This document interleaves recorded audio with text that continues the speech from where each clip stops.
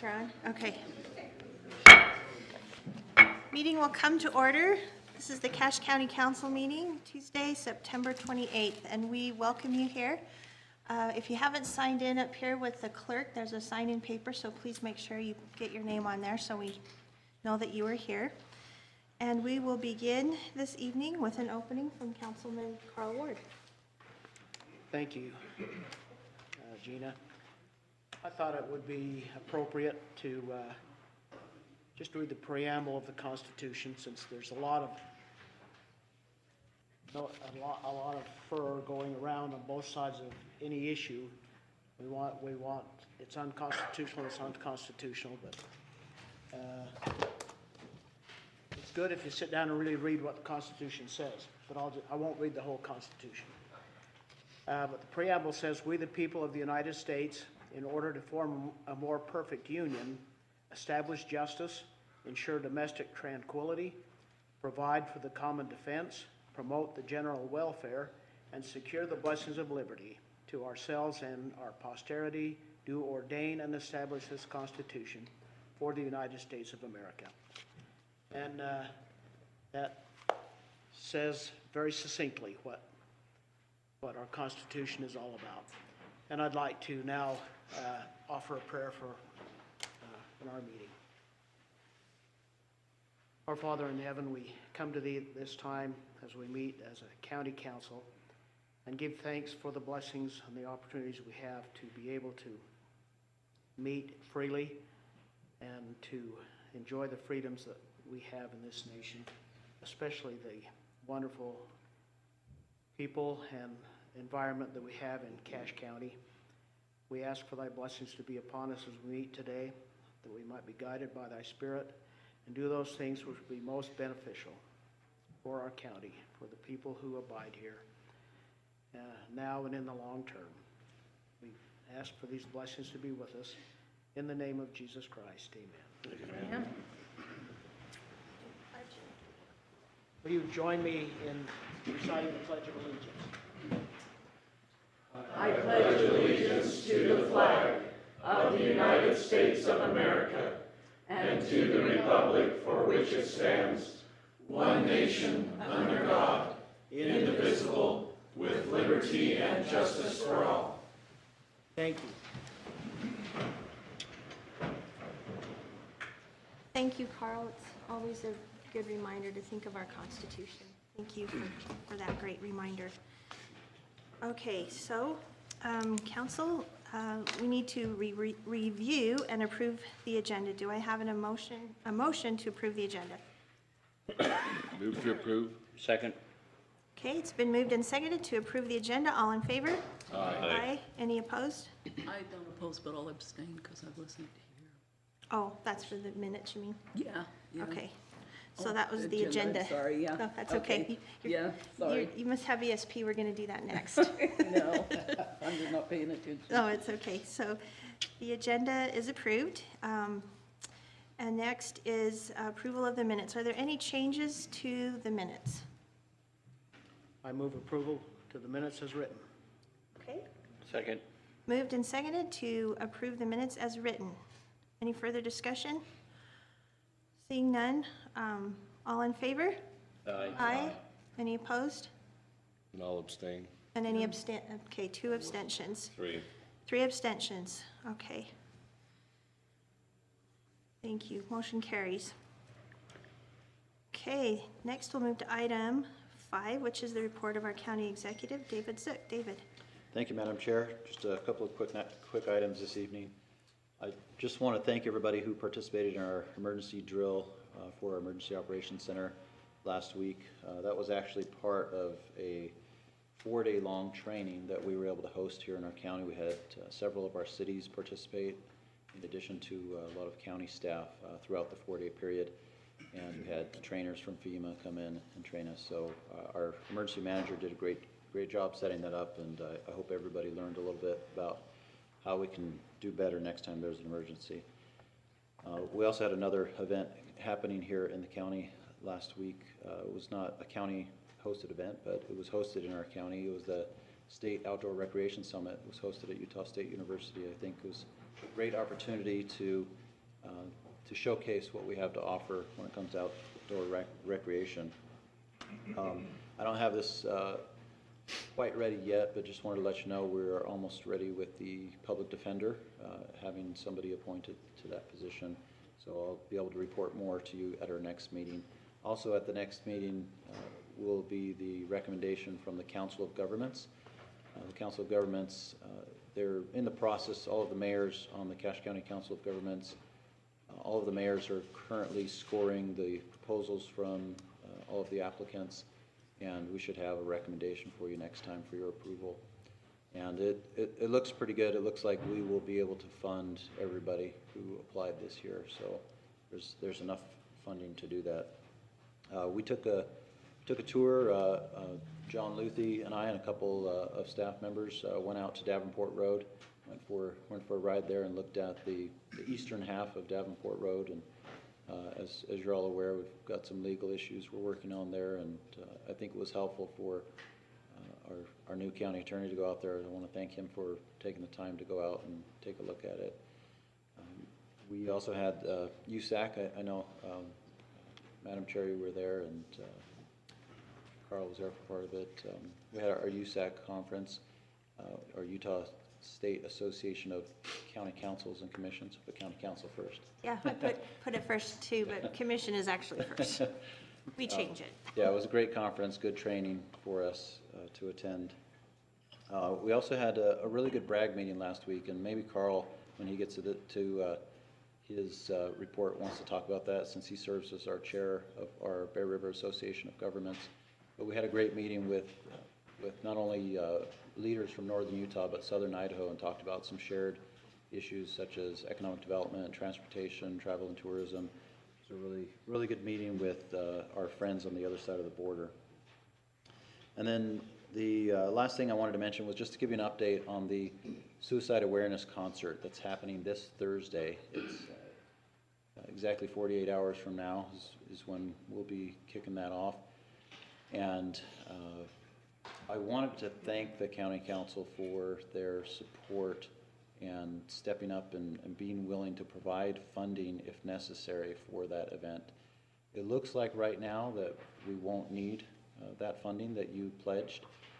As of about an hour ago, we just had a committee meeting, and I apologize for not being able to attend your workshop, but I was at that committee meeting. As of about an hour ago, we were at $41,000 raised, and we actually in hand, $41,000 actually in hand, and we have pledges from others that we believe will take us to the full $50,000 that was needed. So that is excellent news, and I really want to thank the community for coming forward. When we first started, I started making a couple of phone calls, and I asked, I think, 2 local businesses to help, which they immediately did. One of them actually had already heard about it and was already considering. But I think every other one was spontaneous. They heard about the event, they called, they asked how they could help, and they provided. And there's one of I just looked up and saw Wilson Motor Company, and Chris Wilson, Senator Wilson is here. He's one of our sponsors who helped. Thank you, Chris. We just have such a great community, and so many people voluntarily stepped up and offered to help with it. So the concert will be Thursday night, 6 o'clock. Alex Boyer will be performing as opening acts. We'll have 4 local bands as well, performing a couple of songs each. We'll have some educational, informational presentations in between the songs and acts, and we'll have about 24 exhibitor booths there with information from nonprofit organizations, counseling organizations, other groups like that. It's going to be a great event, so if you're able to attend, please come out. It'll be at the fairgrounds. It's a free concert, and I just want to once again thank you for your support. That concludes my report this evening. Thank you very much, Executive Zook. And that's exciting to hear that we have so much community support for that suicide concert, and I think that's fantastic. Okay, we will move now to items of special interest, and the first item is an update on State Road 30, and that will come from Dave Adamson, and he's the UDOT Region 1 Project Manager. Thank you, Madam Chair. Welcome. Here's some additional copies of maybe announcement. I think Usually council will have one of those anyway. Madam Chair, thank you once again, and council, for having me up here again. My name is Dave Adams, and I'm the project manager for the SR 30 project, UDOT employee. And just an update on where we're at and status of the project. I'm sure you've got questions, you know, everyone always does. So on this right here, you have a fact sheet. The front is basically a fact sheet about the road in and of itself with some brief detail. The other side is the SR 23 intersection that we're moving forward with. Are there any questions with regard to the scope or context of the actual project? I've been up here before and we've had discussions about timing or anything else. Do you have any questions? I don't want to read this to you because I think you're all pretty familiar with the project. We were hoping the traffic content would be big enough to have a 4-lane from top to bottom. Has that happened? No, that won't happen with this project. And come back, would you, when you get that? Yeah. What's that? I think this sounds familiar. It's like, That's really important. we've had this conversation. We've heard this presentation enough times that I don't know if there's anything else we need to hear. Yeah, that's not possible at this point, as you well know. With regard to, Please, too. Might have had a pretty this year. yeah, pretty pleased. If you'd asked said pretty pleased, you might have got it, but you forgot. How many more vehicles have we got to travel that road before we make the grade? I'm not quite sure what the number is, but It's got to be close. when we come out and do the count, maybe we'll tell you, and then you could get a posse out there to circle around and That's a good idea. that count up there. It's happened before on streetlights, but, so, general information, we're hoping to advertise this project this fall, winter. We're still working with Pacific Corps. There's a lot of moving parts with Pacific Corps, and they have other priorities right now. And so we're hoping to get them cemented in and agreed to, and all the right-of-way and everything we need to from them. If we're able to do that, we'll be able to advertise this winter and then start next spring, summer. That's the only one wild card. As I think I mentioned before, that the soils out here are really soft, and initially we hoped this be a 2-year construction season, but it's probably going to maybe 2.5 to 3. And part of the reason is we have to let that soil sit for a long time to get the settlement out. And so it may drag a little longer than we were hoping for and that you were probably hoping for, but we want a quality road at the end. Yes. Let me ask you a question on that, because that is a major thoroughfare for a lot of people. Yes. What kind of restrictions to traffic should we anticipate? Do we need to anticipate figuring out some alternate routes for people to travel? Good question. Good question. For the most part, no. We'll keep 2 lanes or 1 lane in each direction travel on that road for 99.9% of the time. There will be a few, and we'll make sure we publicize. There will be a few times where we have to actually close it for a period of time to do some work, some box culvert and some other types of work that we can't do without closing it down. And that'll probably be on weekends, and our public involvement people will, spread the news, right? We'll make sure that everybody knows. Hopefully, everybody gets word that that's the case, and they can make alternative. But for 99.9% of the time, you'll be able to travel that road without too much restriction, as you do now. So, but yeah, we'll make sure that we communicate that when we do have those temporary closures. Another part, I'm not sure this was, when I came up here last time, it wasn't, we've kind of run into a road jam or a roadblock with the railroad. I think maybe you guys are familiar with the situation with the railroad. The railroad wants local entities and also UDOT to pay for the at-grade intersection maintenance. And right now, by state law, we can't do that. So we're kind of at a standstill. So basically, the railroad told us that, and we almost had the agreement in place. It's too bad. We almost had it in hand. They came back and said that the only intersection that they'll allow is an at-grade, or no, as a grade-separated intersection, or basically a bridge over the railroad, which is beyond the scope of this project. So it's going to be unfortunate, but we're going to build this road now wide out there, and then as we get close to the railroad, 80 feet short of the railroad, we're basically going to have to just stop and then go the other side of the railroad and build it to SR 23 and build that intersection. So it's going to be unfortunate because we're going to have this nice big wide road that's going to neck down at the railroad and then go back out. There's no other, we're kind of in an impasse right now. They're not making a lot of progress, and it's at levels way above me at the state, dealing with the railroad and and the agreements there. So in the short term, as we build the road, we won't be able to build the railroad section, or the railroad section won't be improved, which is going to be unfortunate. My hope is that the state can come together with the railroad, and we'll be able to change order that work into the project as we're constructing it. But if I were a betting man, I probably wouldn't bet that they would be resolved by then. But that's my hope. And so that's unfortunate, but it's kind of beyond our control, beyond my control. And so we'll have the road widened up to the railroad, but it's going to neck down to one lane in each direction. Basically what you have there now, crossing the railroad. So it's unfortunate, and I think if you've been familiar with, if the county has some crossings with the railroad, you probably have the same issues with them wanting to pay for, wanting the municipality to pay for the maintenance of those should bring water up here next time, at-grade intersections. What's the solution to that? Do we need to go to our state legislators? Do we need to go to our federal legislators? You can bring that up with them. It's been elevated already. It's there already. It's outside of my project. At which level? The state, the federal? Who needs to change a law to make it so that we can get this project done? All of them. Yeah. Yeah, it wouldn't hurt to have some pressure from, yes. State, federal, whatever it takes. Is there somebody at UDOT who's the expert on this issue? We have someone that's in charge of utility at a central level. I don't know who that is. They just came in and I forgot their name. And they're tasked with working with the railroad, but I think it may even be above his level at this point. Because it goes to state law. I think, as I understand, state law doesn't allow us to. So state law would have to change for us to pay for it, and we're resisting. We don't want to have to pay for the maintenance on all the at-grade intersections. As the local, jurisdiction, whether it be the county or the cities that have an at-grade intersection. I know Logan has quite a few. I'm sure the county has some at-grade intersections. Oh, thank you. I didn't change the water. So this is gonna be quite an interesting road, correct? We're gonna come from Tremont, and then we're gonna buzz all the way, and as soon as we hit the railroad, we'll go down to a 2-lane. What we have basically now.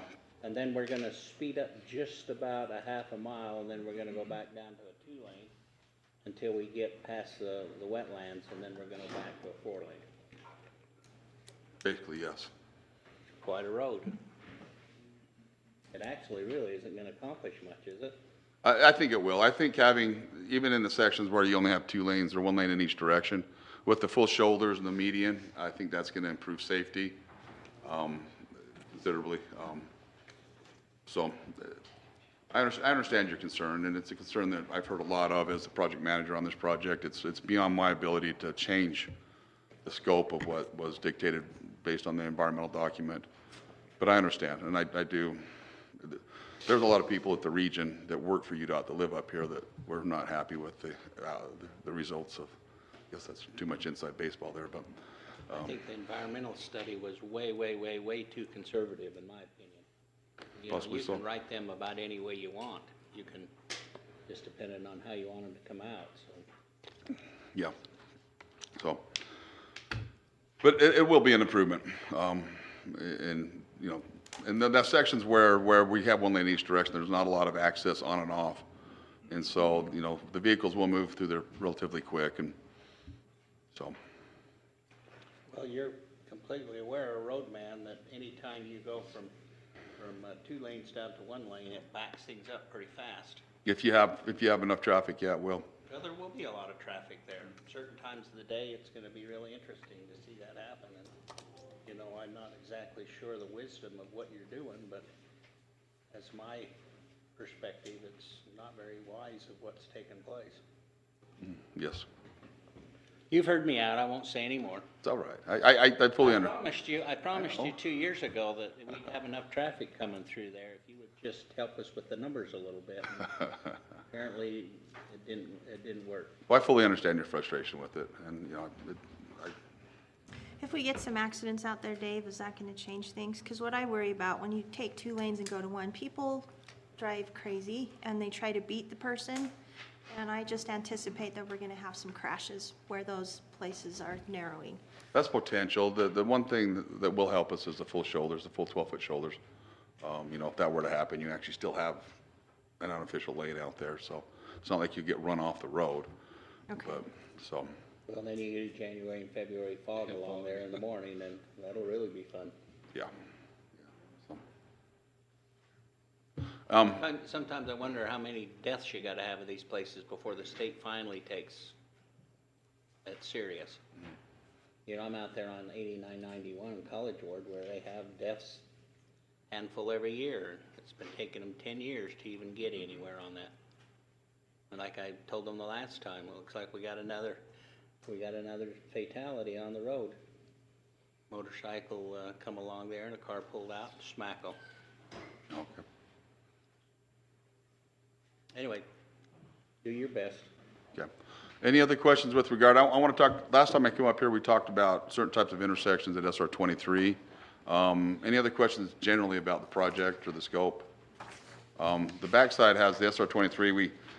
When we presented last time, we presented the R-cut intersection, which basically, as you recall, it stopped through movements on 23 and made you go up and do a U-turn.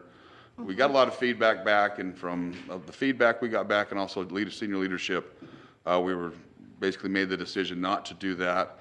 This is an improved intersection of what we have. This is basically an at-grade intersection, but with the free rights and some of the other stuff that we have coming in there, this will be improvements. We also are putting some lighting, some basically warning lighting, so when cars come to 23, the cars on 30 will be notified that there's someone at the intersection, so they'll be warned that there's, potential for conflict. But this is what we're going with now. So I know that we came up and had a long discussion on the R-cut. Any other questions on that? Or okay. I like this better, so. And we'll have full lighting on this. We'll have full lighting on this intersection too, which will help. You can only do so much for fog, and I know this area gets fog. There's only so much mitigation you can do with fog, but that will help to some level. So we'll have full lighting on this intersection also. And there is a pedestrian bike underpass on this also will be placed there, so they can pass north to south on 23 without having to conflict with the vehicles. So as the lane comes from 4 to 2 at these spots we talked about, will there also be warning lights? No, there'll be signs and there'll be general transitions. They won't be abrupt. It'll go. But if you're unfamiliar with that, driving that's going to be a mess. Yeah, there'll be signs and there'll be striping, and it'll be. You'll see that it's coming from 2 to 1, back to 2. And I guess that's not the issue going back to 2, but the 2 to 1. I'm sure you drive I-15 every day, Mm-hmm. not where you live, but you have to.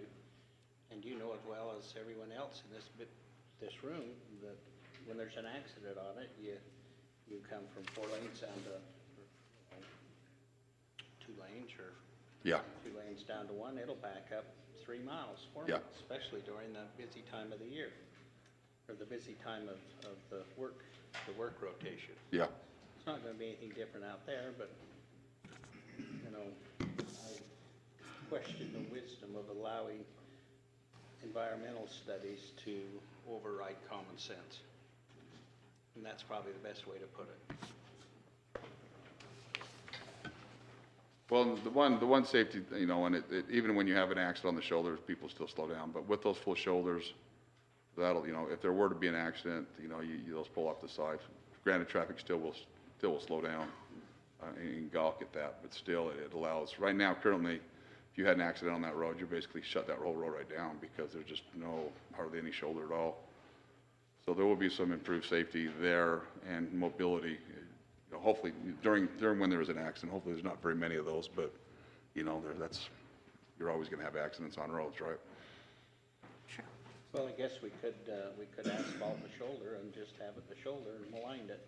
Well, the shoulder will be asphalted too. That's what I'm saying. You got 12 full 12 feet of shoulder there, so that is asphalt. So We found our other lane, didn't we? Yep. there you go, the unofficial lane. When I've heard what they've said in that, it actually built the road to the way it should be. It's just that they can't justify it, until they get more traffic on it and things like that. So you guys are a lot smarter than I want to give you credit. Yeah, I don't know about that, but I know the thoughts and philosophy about all of this is not as necessary as making it pretty, but we need an alternative, quicker, more functional access to I-15 than through Sardine Canyon. Yes. Even we've learned this past winter, Sardine Canyon, Oh, how many times it was shut down and people were killed up through there, and we had a light winter. And if we had an access, just a better road, better access all the way to I-15, just to come in and out of here, I think that's really was, I think the purpose of that Valley View Highway really needs to be. For this valley, for the other valleys to come here, we need to look at that a little more serious. Valley View Highway, is that something different from this? I guess I'm not familiar with That's that. the We've local. always called it Valley. Oh, okay, that's our third, okay. 30 is the That's the local. I should have heard that before now, What sorry. I exactly? apologize that, It's the pretty way of saying SR. oh, 30, okay.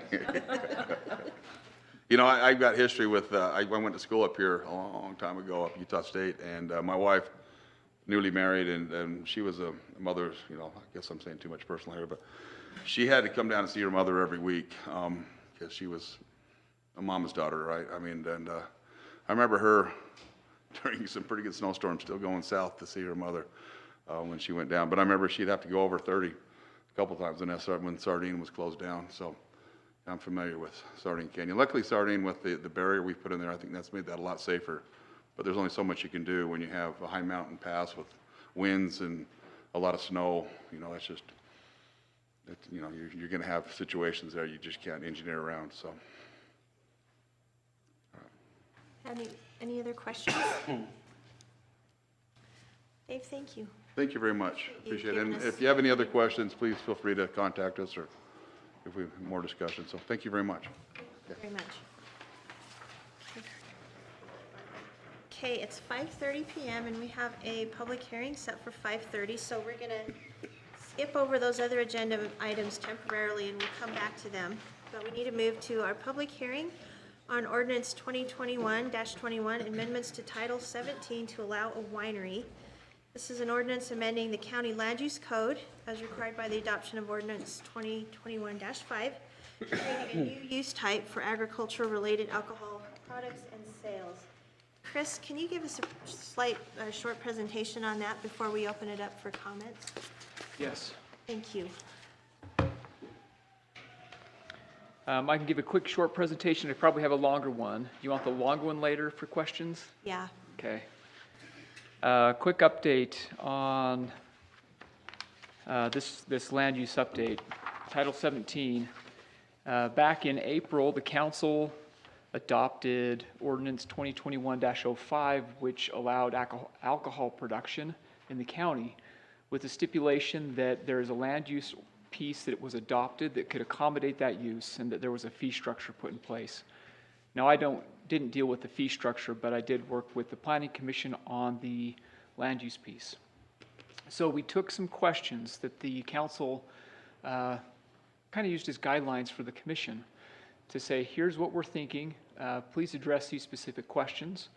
And so the commission took those questions and read through those, agreed with the direction of the council, and also agreed with the focus on winery as a separate use-related definition instead of tying it into agritourism. So they moved those pieces forward, and over the next 4 months, the team and also did some site visits, worked with a specific consultant that an interested party put forward to come up with something that might be a solution. Again, considering the input from the council, the input from the site visit, and our discussions with the attorney's office and with the commission to come up with what you have before you as a recommendation.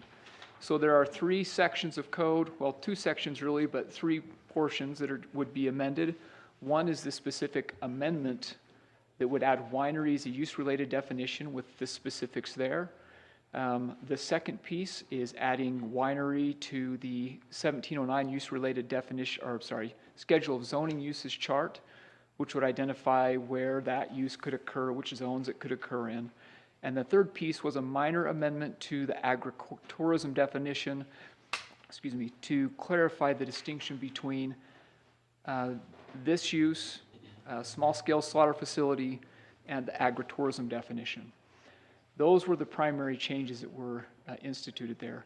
There's more that we can go into later as part of that discussion, and I'm happy to address that at that time. But if there's more questions, I'm happy to address those. Okay. Well, we'll open it up for public comment, because we do have this later on the agenda as a discussion item from council. So if there's anyone here that would like to give input or make comments about this ordinance, if you'd like to come to the microphone here and give us your name and then give us your comments. We're only taking comments on this winery ordinance. We're not taking comments on any other things that are on the agenda tonight, just this. Is there anyone who'd like to speak on this?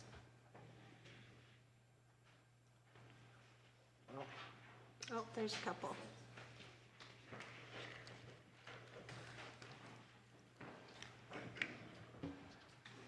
So my name's Jeff Barnes. I'm in Smithfield, and I would like the council to seriously consider adding winery to this. Is it an ordinance or? Okay.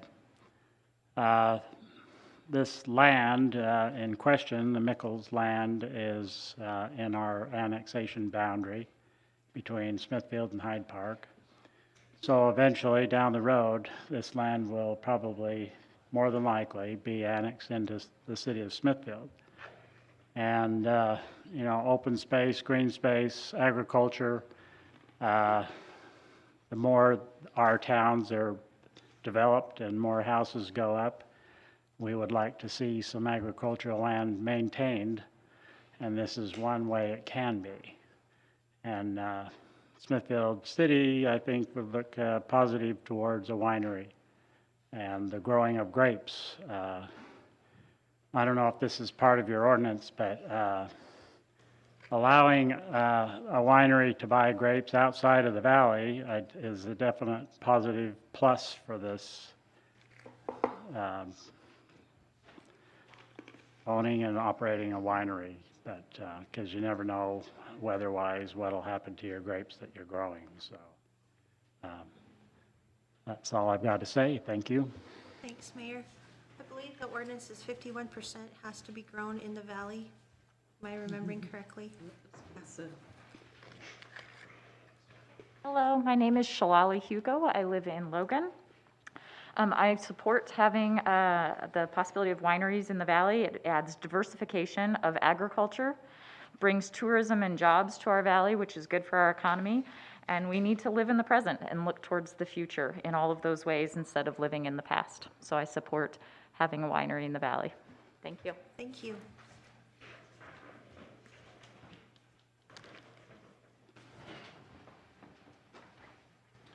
Keith Mickle. I just wanted to thank the council and the planning and zoning group. If the same ordinance that I've read last is what is available, I think they did a stellar job, and they've given us an ordinance that at least gives us a path to get started. I'm sure in the future we'll tweak it a little bit here and there, but I think this is a good starting point, and they worked very hard on it, and I do appreciate everybody's efforts. It was not fun. So. Thank you, Keith. Is there anyone else? Move to close the public hearing. Second. Moved and seconded to close the public hearing. All in favor? Aye. Aye. Any opposed? Okay, motion carries, and we have closed the public hearing. And we'll talk more about this later on the agenda. For now, we're going to move back to 6 items of special interest, and we have a drought status report from Nathan Doggs, the Cashwater District Manager. Nathan, thanks for being here. Hopefully you've got some good news for us. I asked Mayor Barnes if he was going to do the rain dance for us. Thanks for having me come, Madam Chair. Happy to come give a report anytime I can. Unfortunately, the news isn't great, so this is the latest drought update. The state sends this out every week, so this is a week old. We'll get a new one tomorrow. But just to give you a little background, we started the year 2020 in January with 56% of the state was in a moderate drought, so really not that critical. We started 2021 with 98% of the state in extreme drought. And we've talked, I think, when I was here a couple months ago, why that was. You know, low fall precip, really low soil moisture, and then last winter wasn't good to us. Cache County really fared pretty well. for the snowpack we had. We're mostly driven off stream flow. We don't have a reservoir up our canyon to rely on, but most of the ag users did pretty good delivering their water. But the big question is what do we do if next year is like this or even worse? And so just as a side note, next Wednesday, 6 p.m. at the Cache Event Center, we're having a Cache Valley water users meeting where we've invited as many of the canal companies as we can contact to just come. We've got a number of presentations there of funding options and some different things, water outlook from NRCS, and then kind of to plan for what do we do if next year looks like this or even worse. So if any of you want to attend, we'd be glad to have you. But I'll just give a couple updates of where we are in the state right now. Of the state's largest reservoirs, 50%, so of the 42, 55% of them are below 50% capacity, which going into this time of year is fairly uncommon. Usually we don't use that much reservoir storage. Most of the reservoirs in the state are managed to stay in the upper 25%. I mean, our two small ones in Cache Valley, they're kind of drained down every year. But the bigger ones in the state really have multiple year storage in them. But a lot of them are below 50% and many of them below 25%. And so if those areas don't get that snowpack, next year is going to be a dire year for those. 98% of the state's measured streams are below their normal flow for this time of year.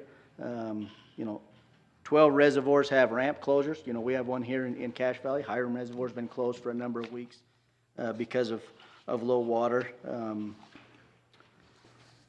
Statewide, we're at 75% of normal precipitation for the snow year, which it ends in 2 days, so I don't think that number is going to go up. There's no real storms across the state planned in the next 2 days. So we're going to start the year off next year at another big deficit to try to make up.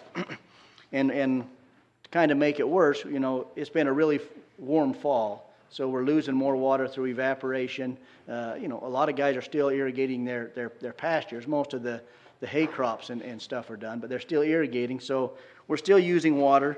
The one bright note in it all is soil moisture statewide is 8.5% above normal for this time of year. That will be our only saving grace is the rains we've received over the last month to 6 weeks, depending on where you are in the state, have saturated the soils pretty well. They're back on their way down, so if we don't get some storms in the next week or two, they'll get back below where we want them to be. We want those as high as possible when the snow comes, and so in the spring when the snow melts, it runs off in the streams and doesn't just soak in the soil.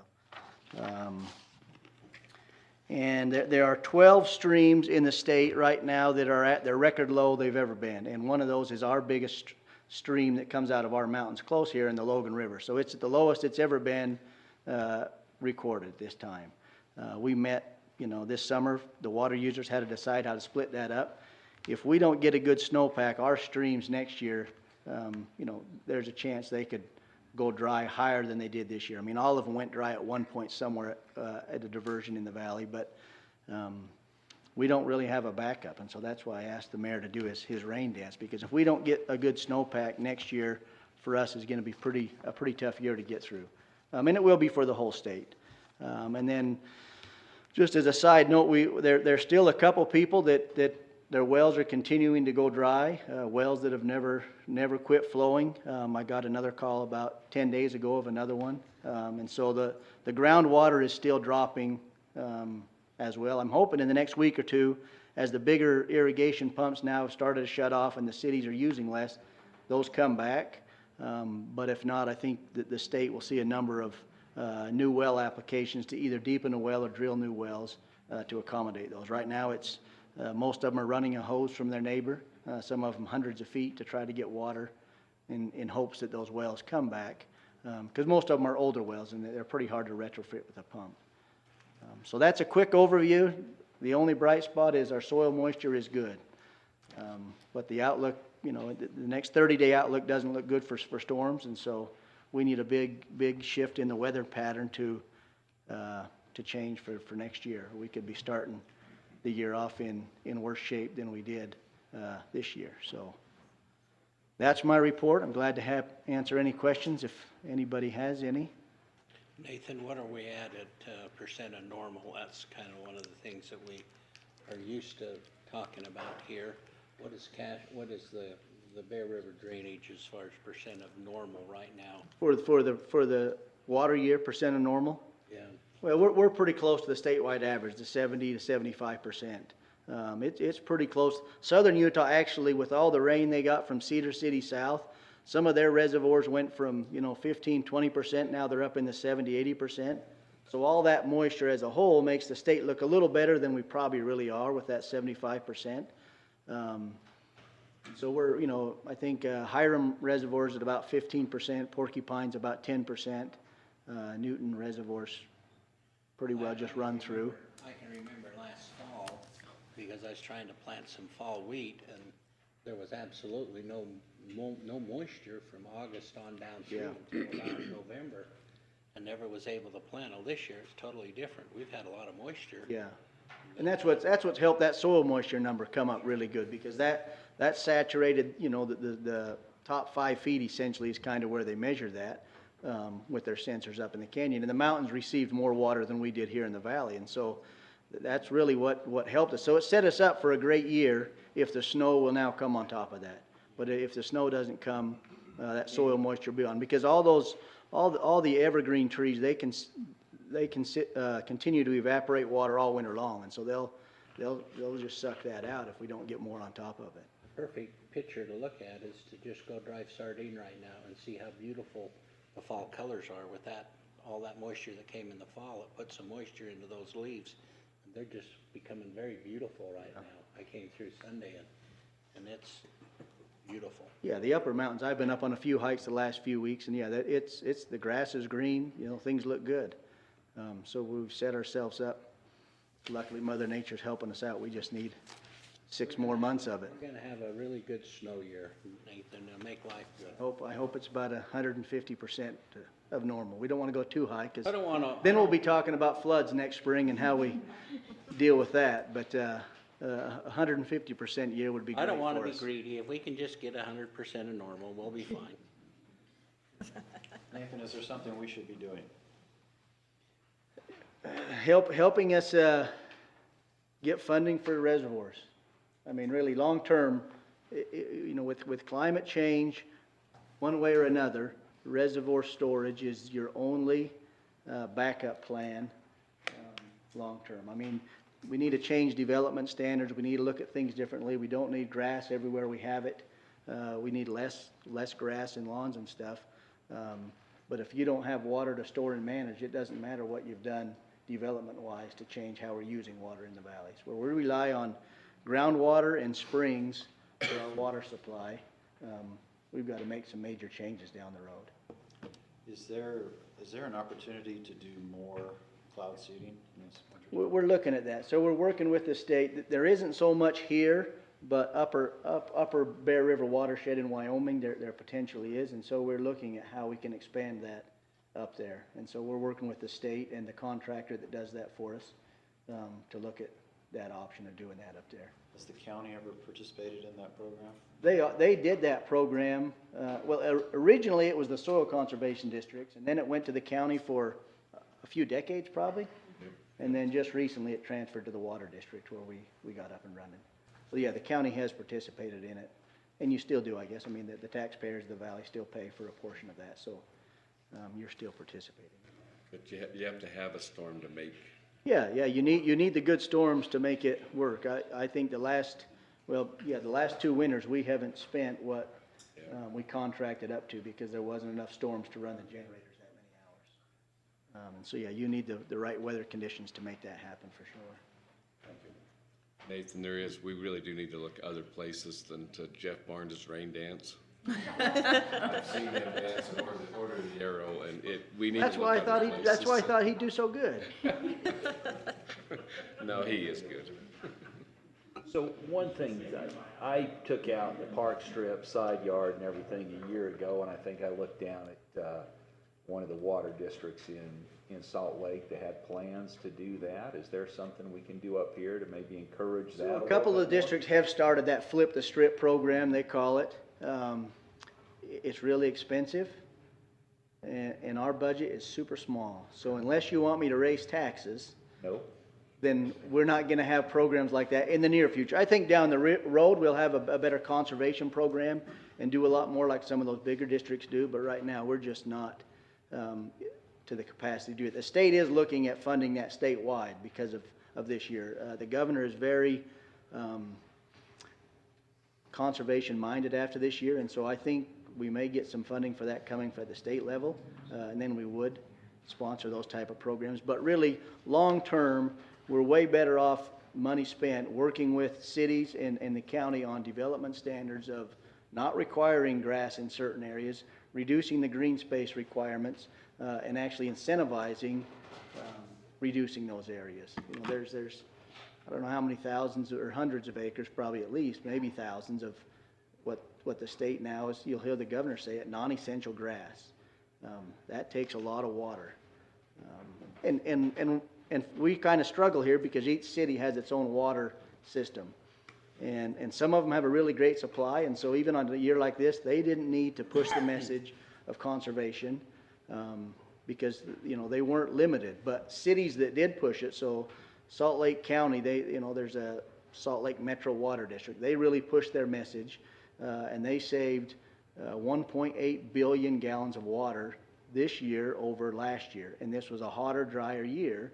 That's 5,500 acre feet of water that they were able to save just by messaging, we need to reduce water usage. No one's lawn died. Everyone's lawn it's probably green now with the fall rain, even if they haven't watered it. And so we've got to figure out how to do a better countywide job of collaborating all the cities in the county together on changing how we grow and how we use water. I just want to add one thing. USU Extension, they're here. They have a free water check program. They'll come to your house, check your sprinklers, tell you if you're watering too much at the right times. I had them come this summer and look at my lawn. I'm spending $50 less per month on my water. I didn't realize I was watering too much. I thought I was already putting minimal water on the lawn, and it was too much. It was more. It's no less green now than it was before. And so we contract with them to do those water checks because that's a lot easier than me trying to do those. And so we hope to expand that. And this is our third year of doing that program with them. And it gets a few more every year. But yeah, it's a good way to let people know you can reduce your use. I'm saving $50 a month on my water bill. I think last year we had one that was saved about 600. I mean, they had a few acres. They had a big lot, but they were able to save a lot of money. Okay, well, Nathan, thank you so much for that update. I'm glad to hear there is a little bit of good news. A little bit. We just need snow. A little bit. Give us some hope. Okay, thank you. Thanks so much for being here. Okay, we'll move to item 6C. This is a request for modification of a RAPS project from the Cache Valley Center for the Arts, and we have their executive director, our good friend Wendy Hassan. Just so the council's aware that we awarded $90,000 this year to the Cache Valley Center for the Arts, and they haven't requested payment of this amount at all, and the council can consider changing what it's for. With that, Wendy? Thank you so much. I'm going to stay right on topic, apparently, and I'm very glad to hear that we have a little good news on the horizon. So we do have a prioritized list of facility needs and capital projects, and the restaurant tax is so wonderful in helping us take care of those and keep rental rates affordable and ticket prices affordable for our community, and we're so grateful for that. But something has come up, and we have spent some of the 90, but I just haven't turned in receipts for it. You'll be getting those. But a project has come up and suddenly come to the very top of my to-do list, and it's right along the lines of what we're talking about. I don't know how many people realize that the theater, that 40-foot box, actually utilizes a marvelous cooling system where we divert cold canal water, cool the air around it, and then just blow it into that space, and that is our sole source of cooling in the summertime. And it's pretty remarkable. It's really inexpensive, but it does rely on that water when it enters being cool and being plentiful. And this summer we had a bit of a wake-up call. Right before Mozart Requiem, the water coming in was 81 degrees.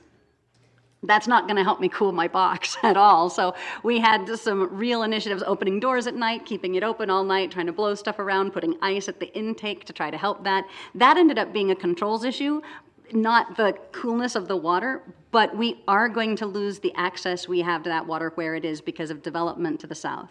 They've been very kind to us, keeping us involved in the conversation. Logan City has been very aware of our needs, but what they're going to do when they divert that canal is pipe us out to it. And if that pipes us far enough that it warms up before it gets to us, that doesn't help. If the water level drops to the point where there's not enough flow, that doesn't help. If the water warms up, that doesn't help. And if spring and fall temperatures continue to be hot, we actually don't have access to that canal water at that time, or if the water is shut off early.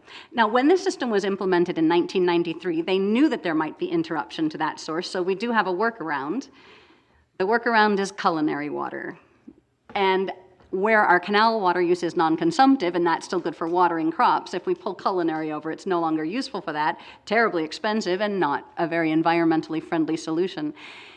So we've seen the writing on the wall. It came upon us suddenly and unexpectedly, and I need to put chillers in so that we have a backup plan. And it may become our primary plan in the future if things continue to move this direction. Given construction schedules and the scarcity of HVAC equipment, in order to have something in place for our first fully scheduled summer season in 3 years, I need to do it now. So what I would like to do is allow this project to be included in our portfolio of RAPS projects. We estimate, and we've spoken with the mechanical engineers who designed our system, we anticipate the project will be about $200,000. And so I will be conducting extensive fundraising, but I need to design it now in order to get on the waiting lists for the equipment that I'm going to need in the summer. So you'd like to take the remaining amount? I would like the ability to use any of that amount remaining for that now top of my priority list project. And again, I've spent some of it. I will be very careful not to overspend it, but I would just like the flexibility to include that in the portfolio. Okay, council, do you have any questions or entertain a motion? I'll make a motion to allow that modification for the RAPS funding to be used for that cooling chillers. system that's necessary. Second. Okay, it's been moved and seconded to allow the Cache Valley Center for the Arts to modify their RAPS project to allow for coolers. Is there any further discussion? I have some questions. Okay, Gordy? Whenever you pipe canal water, there's a huge amount of savings.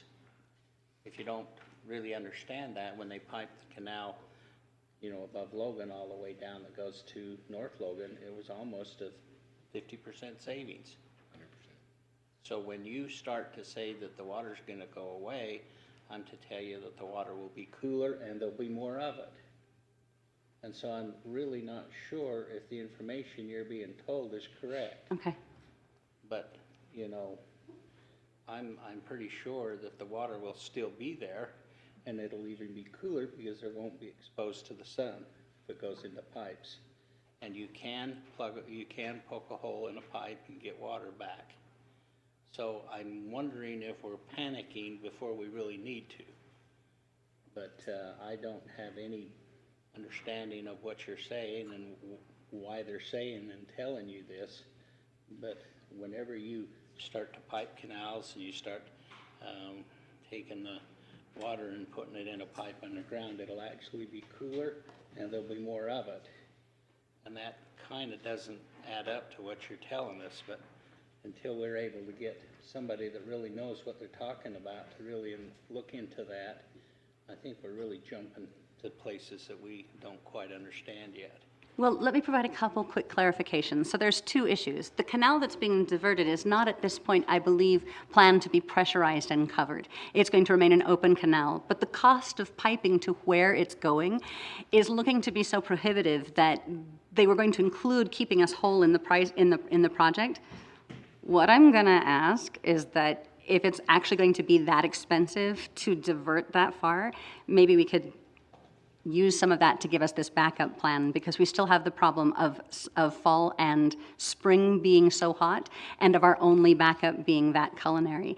We had some concerns this year about some of the early termination of flow, and if I have shows in August and September that don't have access to that water because, and now with piping and covering, that may provide savings, but I don't know when that is actually planned for. It's been articulated, but it's one of the factors of many that we're concerned about in order to maintain that use. I don't know if our system will be compatible with a piped and pressurized system. What I'd actually like to do is retain the ability to do both, but then when I have to go to a backup plan, not doing the culinary water, but having the option. Then I can keep the green and economical solution too, because the other piece of this that makes me very unhappy about moving forward is that it'll raise our electricity costs by about $100 a day in the summer, and that is going to have an impact on ongoing. I really don't like to increase our ongoing costs. So there are multiple factors. The piping and covering of the canal is only one of them. If it means we get more, that would help my solution of having both. But in the years of construction between now and then, I'm concerned about having anything in place in time for next year, and certainly don't want to rely on the culinary option. Does that help clarify, Gordon? Well, not really, because I'm pretty sure that the canal company will have to use the same right-of-way that they've got now. They can't change it, because where they going to move it that isn't going to impact property rights of other people. So I'm pretty sure they're going to have to stay within their own right-of-ways. And there's just so many questions banks around in my mind, because I've been involved in these projects. I'm a farmer, and so I see these things happening all the time. And I said that there's a great savings, and Dave Erickson piped up and he said there was 100% savings of water by putting it in a pipe from up at Logan Canyon and taking it to North Logan. 100% savings. Wow. So that's why they can run the canal into North Logan at the high capacity and still send the water down to the power plant there at Logan. And so I don't even understand what's going on here. Wendy? Yes. If the water isn't there, it Yes. doesn't work. Yes. And so that's the Thank problem, you. is you get such low flows, or, it just can't be used in drought year.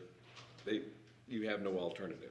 Precisely. This is allowing you an alternative. Exactly. And it would be my preference to retain it. Approving my ability to use the money towards it doesn't mean I'm committed to moving that direction. If we find we're able to keep it, I'm just not optimistic. And it's been finicky enough in the past and affected shoulder season shows enough to make me nervous about it as a long-term, continuing sole solution. I'm sorry, Paul, I think you were going to say something. And this isn't a complete replacement either. This, No. as you said, is just a, It's an alternative so that I'm not sweating like a hog when I'm watching the show. Which we have seen, and we don't want to do that to people. They've been so good to us so far. We want to make sure you're comfortable. Thank you. Yes.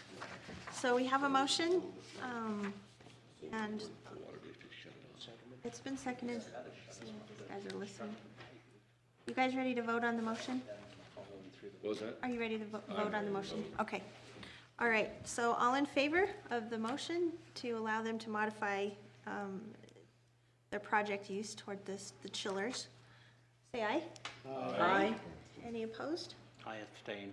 And one abstention. Okay, so the motion carries. Thank you so much.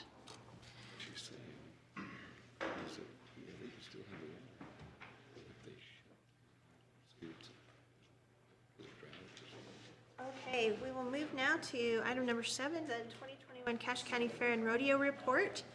We welcome Lane Parker and Lamont Polson, our fair managers.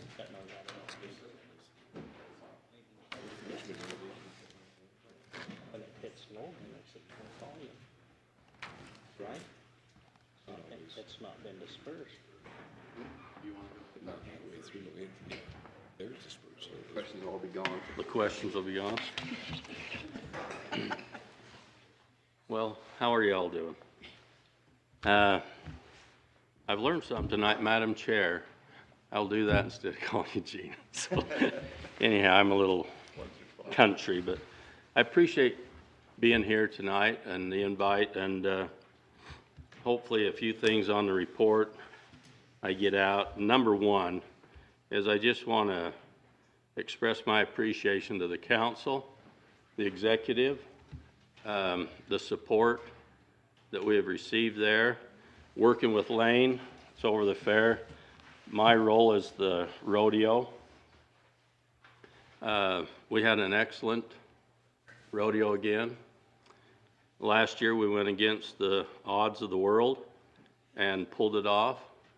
And I wondered then, you know, we had a lot of support from across the nation because we were one of the few that had it.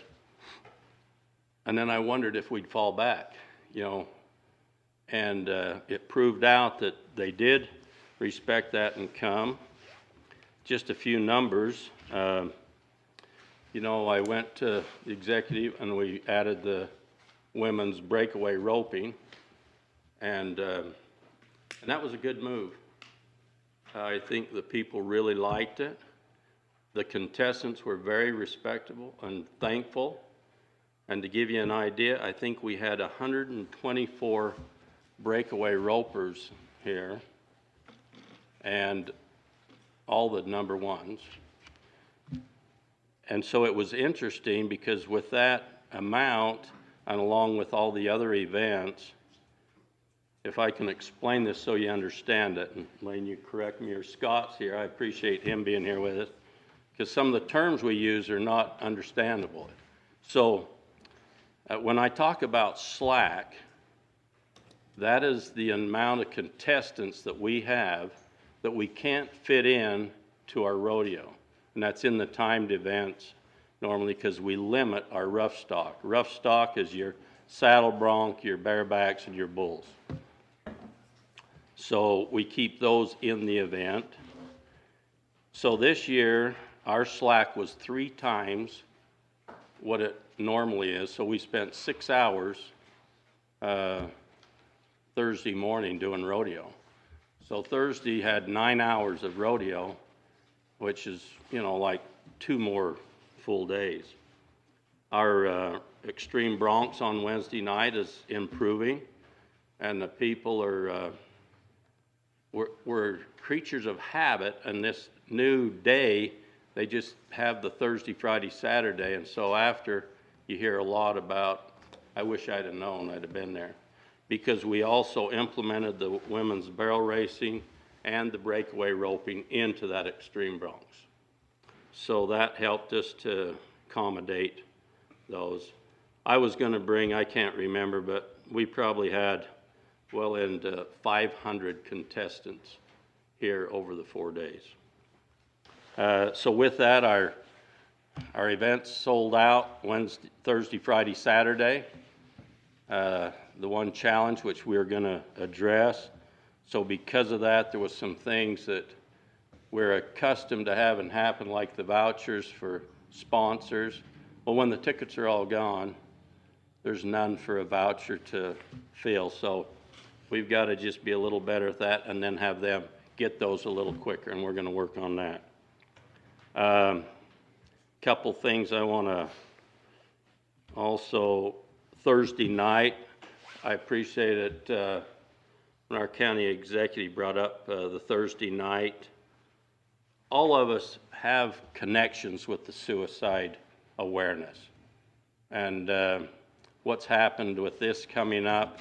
And so we were approached and we changed, and our Thursday night, which has always been a family night at the rodeo, we shifted to a suicide awareness night, and so we interjected a lot of information during that. And I think that that was received well, and people involved there enjoyed and appreciated it, because that we're all affected by it. So everything we can do is good. Where we're selling out, you'll hear from me later on that, but Bart and I have looked at some things of changing our grandstands, you know, on the west side, and executive, we've talked about that and see what we could do there. And so I know that there's some plans there. I appreciate that. One other thing that I'm going to bring up is on our scoreboard, that's been a highlight, Everybody likes the big screen and the replays. And as we looked at, and I'm meeting with those guys again, it's probably would be advantageous for us and good for the community if we would double those so we have one on each side so that the entire group there can see. And I looked at a few rodeos where a smaller one was erected, but when Bart and I started looking that over, if we go up to the full size, there was only like $1,500 difference in having 2 full screens on each side, and I would recommend that's what we do. So that kind of tells us where we're at. So financially, it was a success again. Any questions? Good job. It was a good show. I went to it. Thank you. The fair was excellent. Okay. Thank you. Really fun, Lamont. And I went to the Days of 47 rodeo, and I didn't think it was any better than our rodeo. Yeah, I thought our rodeo was stellar, so nice job. Our payout, I wrote this down, and if you want bragging rights, and I guess we as a county are entitled to it. We go back a few years, so I'll be a little careful there, but our payout on the contestants this year was $100,000 more than the original budget that we had when we started.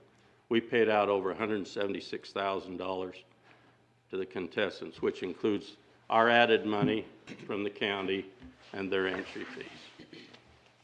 And for bragging rights from putting in the paper, that's higher than Preston and Box Elder. Just kind of mentioned that, yeah. That'll bring that up. Well, I really appreciate everybody that on the council, and I think the thing that, for me, the thing that makes the fair what it is and the success that it is just everybody that's involved and everybody here on the council. And if you look in the back row here, almost every one of them was involved in multiple days, if not, and way in advance of the rodeo and the fair. I've got, my committee book here, and I'm just looking down this main sheet. There's 36 names on here that are just chairmans. And so under them, there's, a half a dozen to, or more, people on their committees that have helped make it happen. So I just can't say enough about all those who want to be involved in the fair. And as I go down here and look at these chairmen, and you know what, they're all, on my phone, as most of them speed dial, and they're fanatical about their department. And at times it's like, oh, come on, let's look at the whole fair. But I've got this problem over here. And it's fantastic, really, to have that problem. That they love their department, they're willing to, go to all ends to make their department work, and that's what, but in the end, I mean, I was going to say, I didn't have anybody who says, well, I'm not going to do this anymore, I don't like what you did or something. They've all been super supportive along the way. So I just want to make that mention. There's, again, a lot of the people on the county in the finance office and tech and that there was a lot of last minute things that really stepped up to make it successful. And so again, I just really appreciate that. And so just a couple of the highlights. Of course, we'll brag a little bit on the junior livestock auction. We went ahead last year when other fairs didn't have their livestock auction or tried to amend it, and we went ahead with ours, and we had a fabulous year. Last year we came up with, give you 2019, their gross dollars was $546,000, and that was, we hadn't had a year like that. That's the boost and everything that was involved in the auction. And then in 2020 was $553,000, and we were just, wow, with COVID and everything that went into it, to have that kind of response. And so we were just, hoping that we could come up with that figure again or close to it. And we came in at $792,000, almost $93,000. The community stepped up. businesses that maybe were there before or other years, and they just came in and they sat on the seats the whole time and just super supported it. And consequently, you know, we've got a lot more youth. We had, Dave, you can tell me that, I think there was 62 more animals than last year. I think 547 animals, I believe it sold. Yeah, I've got that number here. When I look for it. So yeah, we had more youth coming into the program. And then when they see that success, there was some years there where, you know, it cost them $1,400 to raise a steer, and they got $1,400 for him. You know, and now we're talking, you know, $3,000 as an average for those steers. And so there's an opportunity for those kids. And I think most of those dollars, when you look at that $792,000, that's going to college funds and mission funds. Some really great things that goes into the lives of those young men and young women. So, you know, that's really why I got involved in the fair and have been for, you know, raising my kids and enjoyed all those aspects of the fair. There's, you know, another side of it that, you know, the rodeo in Lamont, I can't say enough good about what happens over there, and the numbers all prove that out as well. But there's a lot of people who love the carnival, and we didn't have the carnival last year, and so there was a lot of us says, well, you know, if they didn't show up this year, it'd be okay. Says, well, what do you want to do with the $50,000 we don't get from that? Oh, well, wait a minute. I guess if that's prize money and that goes back into the kitty somewhere. And when I say that number is, that's, you know, we had a lot of vendors that didn't come last year because it wasn't a carnival.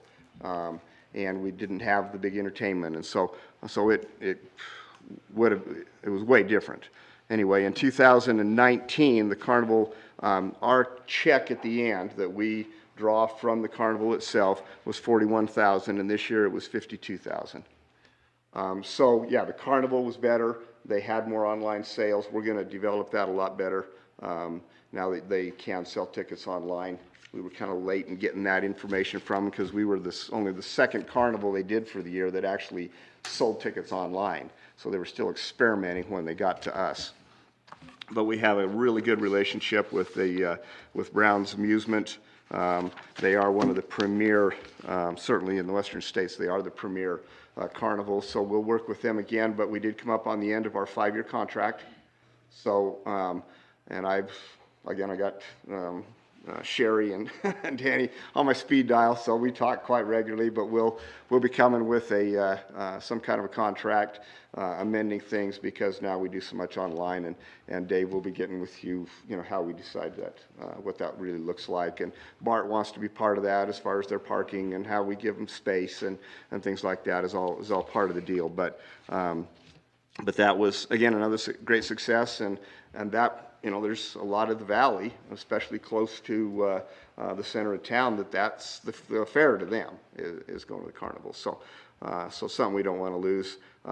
Another thing that we changed up this year on the Monday night, we'd spread things out because we moved had a day of rodeo. We changed up an evening horse event, which was raining, and we had about 35 contestants normally on that Monday night, or previously the Wednesday night, and we changed it up and we had more of a cowboy rodeo event called team doctoring, and we ended up with 160 teams, and we went till 1:30 in the morning. Wow. So we got to change that. But it was a little like it was slack, you know. It was a little too successful. We got to change some things. So, you know, just acts like that really were a super part of the whole thing. I know we came in under budget, and I have to have Betty sit down and explain to me where everything went. But we did come in under budget. But there's some things that we definitely need to work on next year. And obviously because of, you know, the growth is how do we deal with that growth, and a lot of it's parking. I did have a drone lined up that he was going to video actually several evenings when we had the parking lots full and if you can believe it, FAA came in and said, no, you can't fly your drone and I'm not sure what that deal was, but they says they have to get a permit to fly over public, and they wouldn't give them the permit. So I didn't get any of those pictures, but we gotta work on that, and it's not an easy fix. So I think that kind of is, in a nutshell, my report. If there's any input or comments or that we can, directly answer here or just put on the agenda for next year. Council, if I could just mention, this is my first year working with these gentlemen on the fair and rodeo, and I just want to thank Lane and Lamont. They were outstanding, professional, hardworking. They knew their stuff, and they put on an event we could be proud of. So thank you very much, both of you. And I also want to thank our staff. We have our fair ground staff who work so hard to make these great events, and the committee, which some of you are on our committee too. Thank you all for your help. It was a great event. Thank you, Wayne, and thank you, Lamont. Appreciate it very much. Lamont, I sent you a text. I wanted Scott to say something. I showed it to him. No. Lamont, you and Lane are in hopes that we have you again next year. Are we? I don't think you can run him off. I mean, I'm okay. So. I guess when you retire, Scott takes your place, right, Lamont? I guess. Yeah, I don't know. I guess it happens. Well, don't think about it. You just stay. Yeah. I don't know. What is that? Never heard of it. Thanks to all of you. You bet. Thanks for you.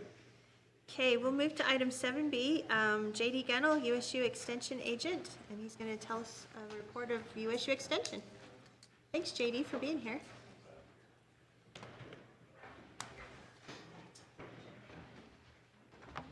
Well, as introduction, my name's JD Gunnell. I'm originally from the Valley, but been gone almost 20 years, so it's nice to be back. I've worked for USU Extension for 16 years, and as part of that, I've been in Salt Lake County and Davis County, and hands down, this is my favorite county. A little bit biased, but it's the truth. Before you, you should have a handout of our community impact report. We also have some in front of Jess Bradfield, if anybody in the audience would like a copy. This has a lot of the details of our different program areas that we provide to the county, but I also have a short PowerPoint because I wouldn't be a professor if I didn't have one. But it's going to be the Cliff Note version. So I just wanted to highlight some of our staff who some are in the back, and I can't thank them enough. It's really easy to brag on really good people and good programs. So I'll start with my own, with horticulture, if that's okay, because I understand that the best. I don't have a full-time director gig. I do this on a rotational basis. Our county office, the director position rotates among us, and it's my turn right now, but my passion is actually horticulture. And what I like to tell people is I'm a professor with the university, but I'm a professor for the people. And so a lot of the history of extension goes clear back to Abraham Lincoln and signing the Land Grant University Act, and Utah State is the best college in Utah. And so we focus on a lot of mechanical arts and agriculture, and thus being, I run the statewide Master Gardener program, as well as one in Cache County. This last year, we had to move our training online because of COVID. Typically, we run about 30 to 35 participants through the program. This last year, we had 80. And because of that, we were really busy. You can see some of the statistics. We consistently get over 70% graduating, which means if someone takes the Master Gardener course, we expect them to donate 40 hours of time back to the community. And part of that, we have the Bridger Park Community Garden collaboration with Logan City. We had 50 raised garden beds where the community can come and rent and use them. We got a $4,000 donation this last year, and we were able to build 20 more. And so it's been a really fun project to watch grow. It's very well utilized in our community. Because of our roles with the university, we also have to publish and do a lot of grant writing. So part of this presentation today is kind of a return on investment that the county gives us. Our budget is just over $200,000 for support staff and support of our programs. And in this impact report, you can see that because of our positions at the university and different collaborations and partnerships, we were able to garner over $2 million and bring that back into community programming. With agriculture, Cache County is second to none. We rank among the top 5 in any category you can think of with regard to crops or animals. Many of you are very keenly aware of agriculture and the roots that we have in our community. We have Jake Hadfield, who's our current agricultural agent. He's done a lot of succession planning, working with our seasoned agriculture clientele that are in need of passing those assets down to their posterity. And so he's been really busy helping 13 different families this year, which constitutes thousands of acres of agriculture, keeping them in greenbelt status. And if I'm correct, the assets equaled over $15 million. And so that's a great program that he's started up in our community. Another one that's very timely is ag wellness programs that focus on suicide prevention. As you can see, there was over 19 different trainings, over 1,000 people reached. If you look at the youth programs, a lot of those youth were our high school youth with FFA programs, as well as their traditional agricultural programming. He goes out and does farm visits, ranch visits, crop schools. He and I collaborate a lot with pesticide safety trainings for our commercial and landscape clientele, as well as farmers and ranchers, and has field days. He focuses a lot on research on cover crops and different crops that we can utilize, especially in high drought situations. So he's really great. He's young, but he's really great at bringing the research that happens at the university down to the clientele. 4-H youth development is where Extension really shines. It's our oldest program area in Extension, dates clear back to 1914. And 4-H actually has its roots in the county fair. So I'm glad Lane's here and Lamont and talking about those statistics. I have a slide after this to brag on them a little bit further. Just some highlights. We focus on dog clubs. We have the largest dog club in the state. Gardening, STEM, livestock, cooking, sewing, all the different categories or project areas. Our 4-H team isn't here tonight just because they have a cooking camp going on across the way. But they're very involved in the community. Another highlight is the national shooting sports. Blake Clark is our 4-H ag agent and is our statewide shooting and safety expert. He's trained over 30 adults this year in Cache County on RSO, range safety officers. And this year they took 12 kids back to nationals in Nebraska and won 5th overall. So really great things for our youth. They do endless number of camps and summer activities. And as you guys are well aware of the Cache Makers program, focusing on STEM and on our relationship with Bridger, I have to say this correctly, Bridgerland Technical Institute. They house our facility down there, and we do a lot of great outreach programs, especially with the after-school program. Now, I told you at the onset that I've been in 3 different counties.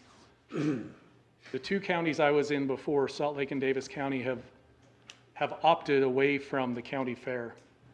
And it's amazing and rejuvenating for myself to know the history of the county fairs and how it stems back to 4-H roots and how this council and this community rallies around that event. The excuses I've heard in those other counties and others is that it's a drain financially for the county budget. What I would echo is what was said earlier, This is a community event. This is where the community gets together and celebrates the agricultural roots of our society. As you can see, they've already spoke a lot of the different numbers, but record-breaking sales for the Junior Livestock Committee, and I know many of you are involved with that. We also had record numbers of entries in the horticulture, floriculture, even though it was the worst year to grow a garden with water. We had a lot of great entries. Health and wellness. This is Jenna Dykman is our professor over this area. She teaches a lot of nutrition classes. Her specialty is actually in diabetes education, which is well needed in our community. She tests pressure canner lids, which is actually the only place in the valley that does it. And so we like to say we save people's lives from botulism. She also, one of the highlights I think in her educational outreach this year, we worked with County HR and Amy Adams and did a lot of classes specifically for county employees. And one of the highlights of that was our Salsa Showdown kickoff. I just wanted to point out all of you guys participating, except one who was a little bit nervous about the heat of the salsa. I don't know who you're talking about. We'll get back with you. Our heart team, this is a new area in extension that we foresaw a lot of community need for outreach and education in the areas of suicide prevention and opioid abuse. And so Tim Cady in the back, he's our state specialist in these areas and has done a remarkable job not stepping on toes. I think Tim is the quintessential collaborator. His job is coordinating and collaborating with the Bear River Health Department and other facilities in the valley and does an amazing job. If you look at the return on investment page, he is hands down the #1 grant getter in our office, and we love having him around. And then another thing to keep in mind, I know that this Friday is a big game, and there's going to be some feelings. So if you need some counseling, Tim is available, but it depends on which way the game goes. One thing to keep in watch as you go through the different games this season is he was able to land a grant in conjunction with the health department in putting signage all over the stadium, stickers on the stairs on suicide prevention.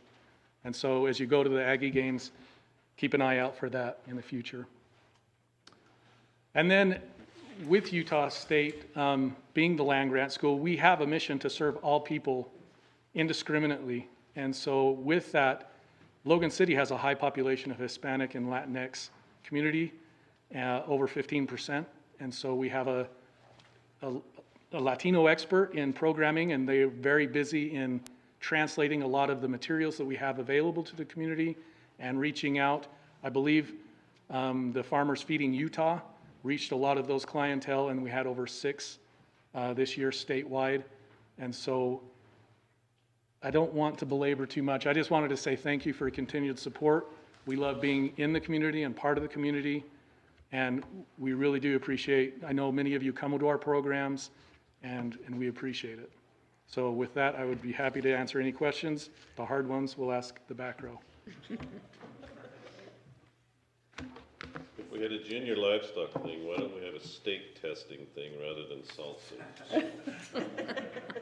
That's a good idea. We'll look into that. We'll have to look at our budget. JD, as I went to the fair, it looks to me like we're being overran with goats, and you never even mentioned it. I'm not the expert in goats, Jake. How many goats did we have compared to everything else? It increased.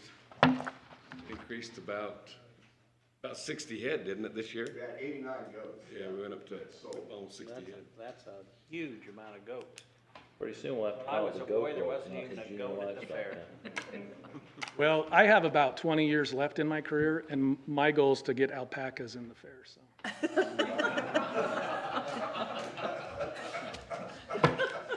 Thanks. We're going to put that in the minutes. Thank you, JD, appreciate that. Okay, we'll move to, let's see, item 10, and it's Resolution 2021-18, amending the 2021 Cache County budget. And to the council members that weren't here, last meeting, we voted for an amendment to include up to $25,000 for the suicide concert from the restaurant tax. So that is part of the budget since we amended it. Are there any questions? If there aren't, I'd make a motion that we. Okay, you go ahead. Okay. Cameron, can you answer a couple questions for me? Hopefully, hopefully they're not too hard. I apologize, I didn't get a chance to ask you before. And I would just want to say I really appreciate the new format that you used. It makes a lot more sense and it's easier than trying to flip from here back to the other part. You're welcome. I hoped it would be. So I'm going to go to 10. Let's see. Okay, so a couple questions. I noted about Utah, and it said actual use of funds, and I just wanted to make sure we're not awarding them more than what we initially had awarded them in the RAPs, Okay. are we? It's number 17, and it's on page 5. Because it says, Oh, no, so a little clarification on that is there are different categories in the accounting system, whether it's operating budget or if it's a capital expenditure. And we had the budget in one category and the expense in the other one. So we're just moving the budget to what it was actually used for, but it didn't change the award amount. okay. And then number 23, which is on page 7, and it says the airport received $23,000 in a CARES Act stimulus relief grant that can be used for projects at the airport. And my question there was, I thought that we had already used up all the CARES stuff, and I wondered if we had, and if this was specifically encumbered to the airport. And so, yes, this is separate from when we talk about having justified use of CARES Act with public safety. This Yes. was directly to the airport outside of those funds. Okay, So those funds came to us, passed through the state based on population. okay, thanks. And then also on that page, the last question, number 29, increasing the county's contribution to the Chamber of Commerce from 10,000 to 20,000. And I'm just curious what the purpose for that was. I know that we used to have a contribution there of over $30,000 as they were acting as our economic development director. And I thought as we step back from that, we were just going to keep it at Right. 10 rather than keep increasing. So I'm wondering what the reasoning behind it is. No, this was just at a request. I don't know more of the discussion about that. That question was asked last time and Sean explained it. It happened before I came on as executive. I believe the previous county executive and Sean negotiated that with the chamber, but Sean could probably come up and answer it again. Sean, can you tell us about that? Thank you.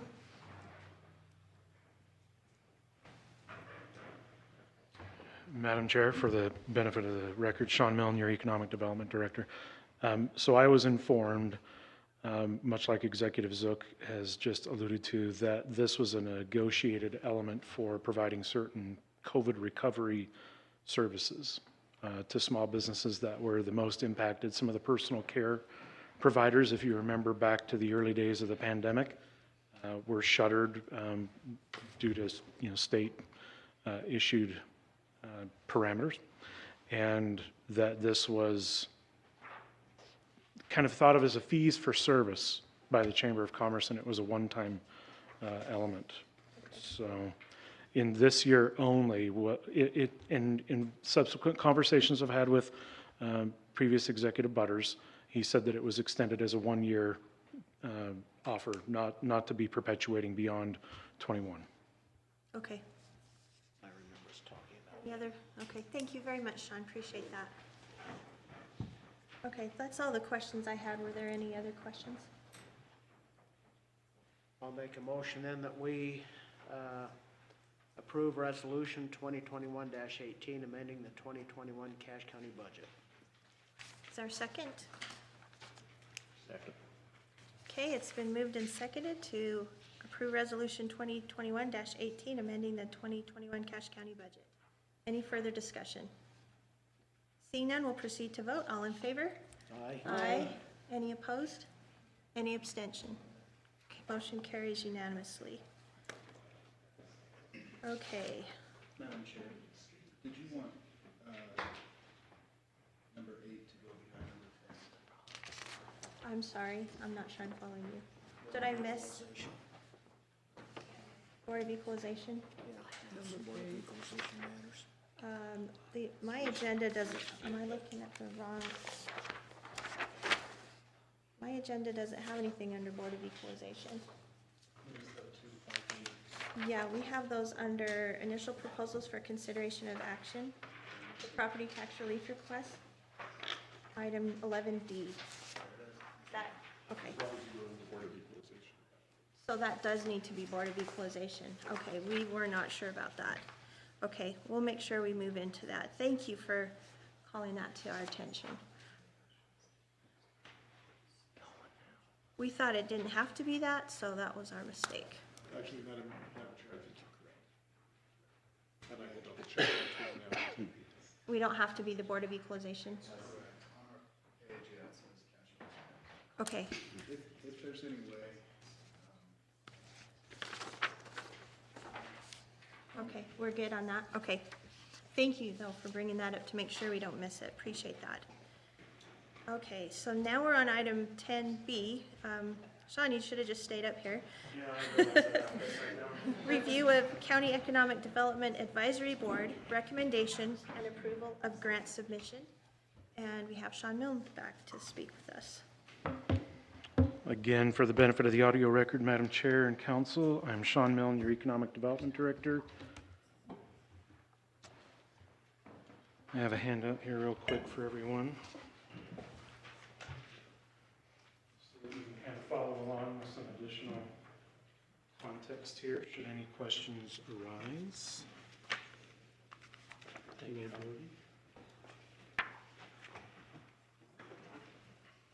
Thanks, Sean. Welcome. Thank you. You are welcome. All right. Well, welcome and thank you for this opportunity to kind of give you an update as well as ask for the action item that's before you this evening. You may recall that this position that I currently fill for the county was funded in part from some awesome state legislation. Oh, there's Casey. I wanted to make sure that they knew that I'm flattering them, and I do really appreciate it.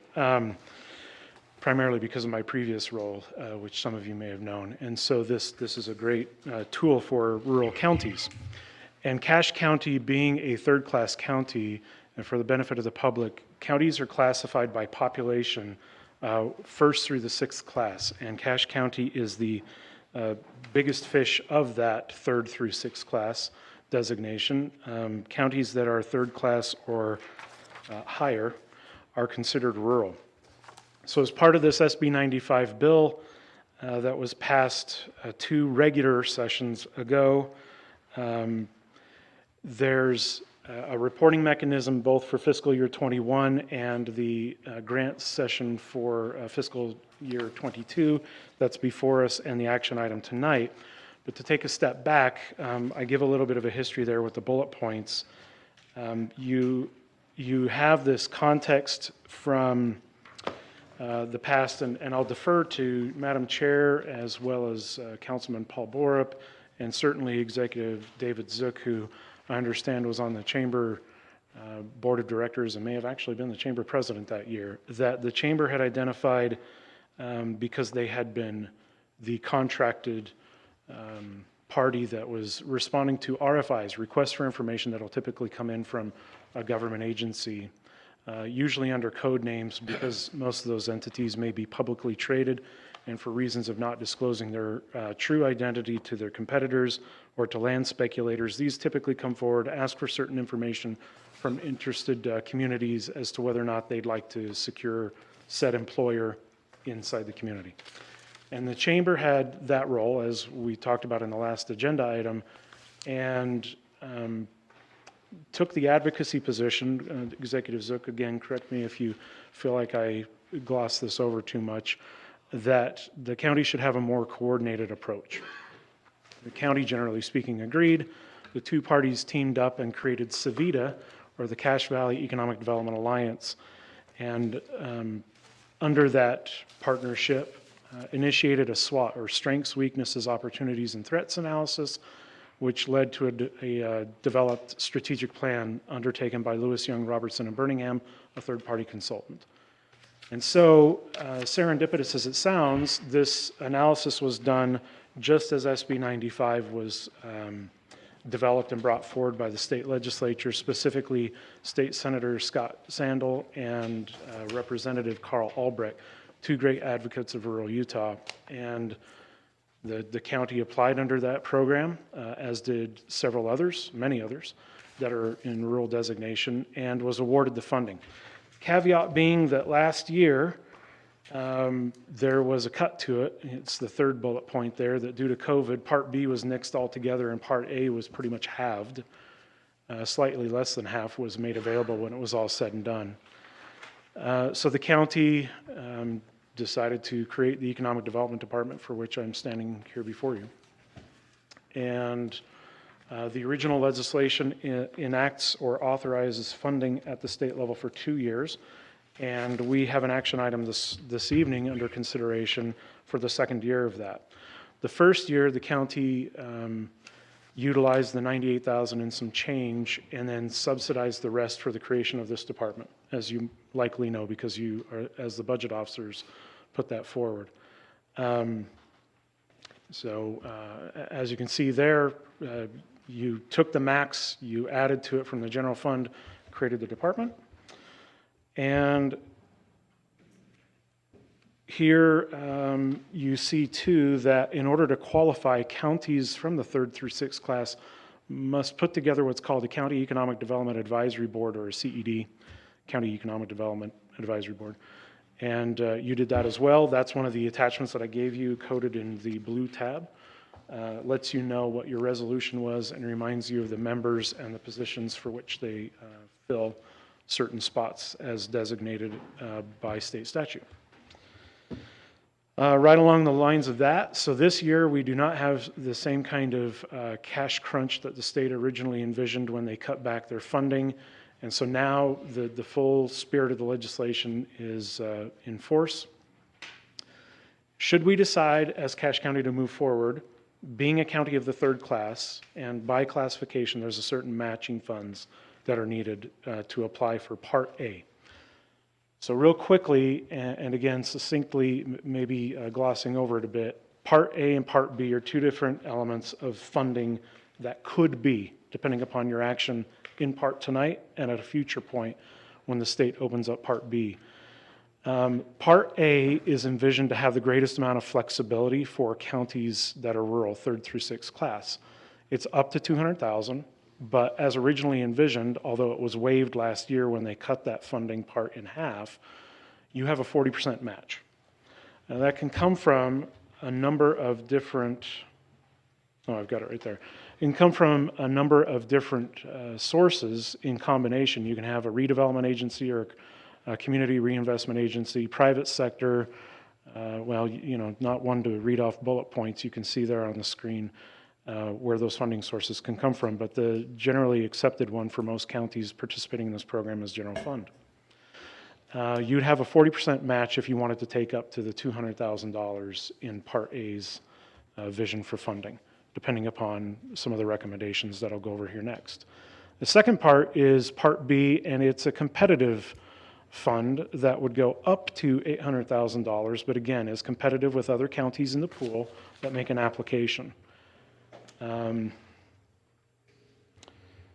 The Economic Development Advisory Board has the following that you see there on the right-hand side of the screen, the following recommendations in priority. The first would be, like last year, the departmental budget.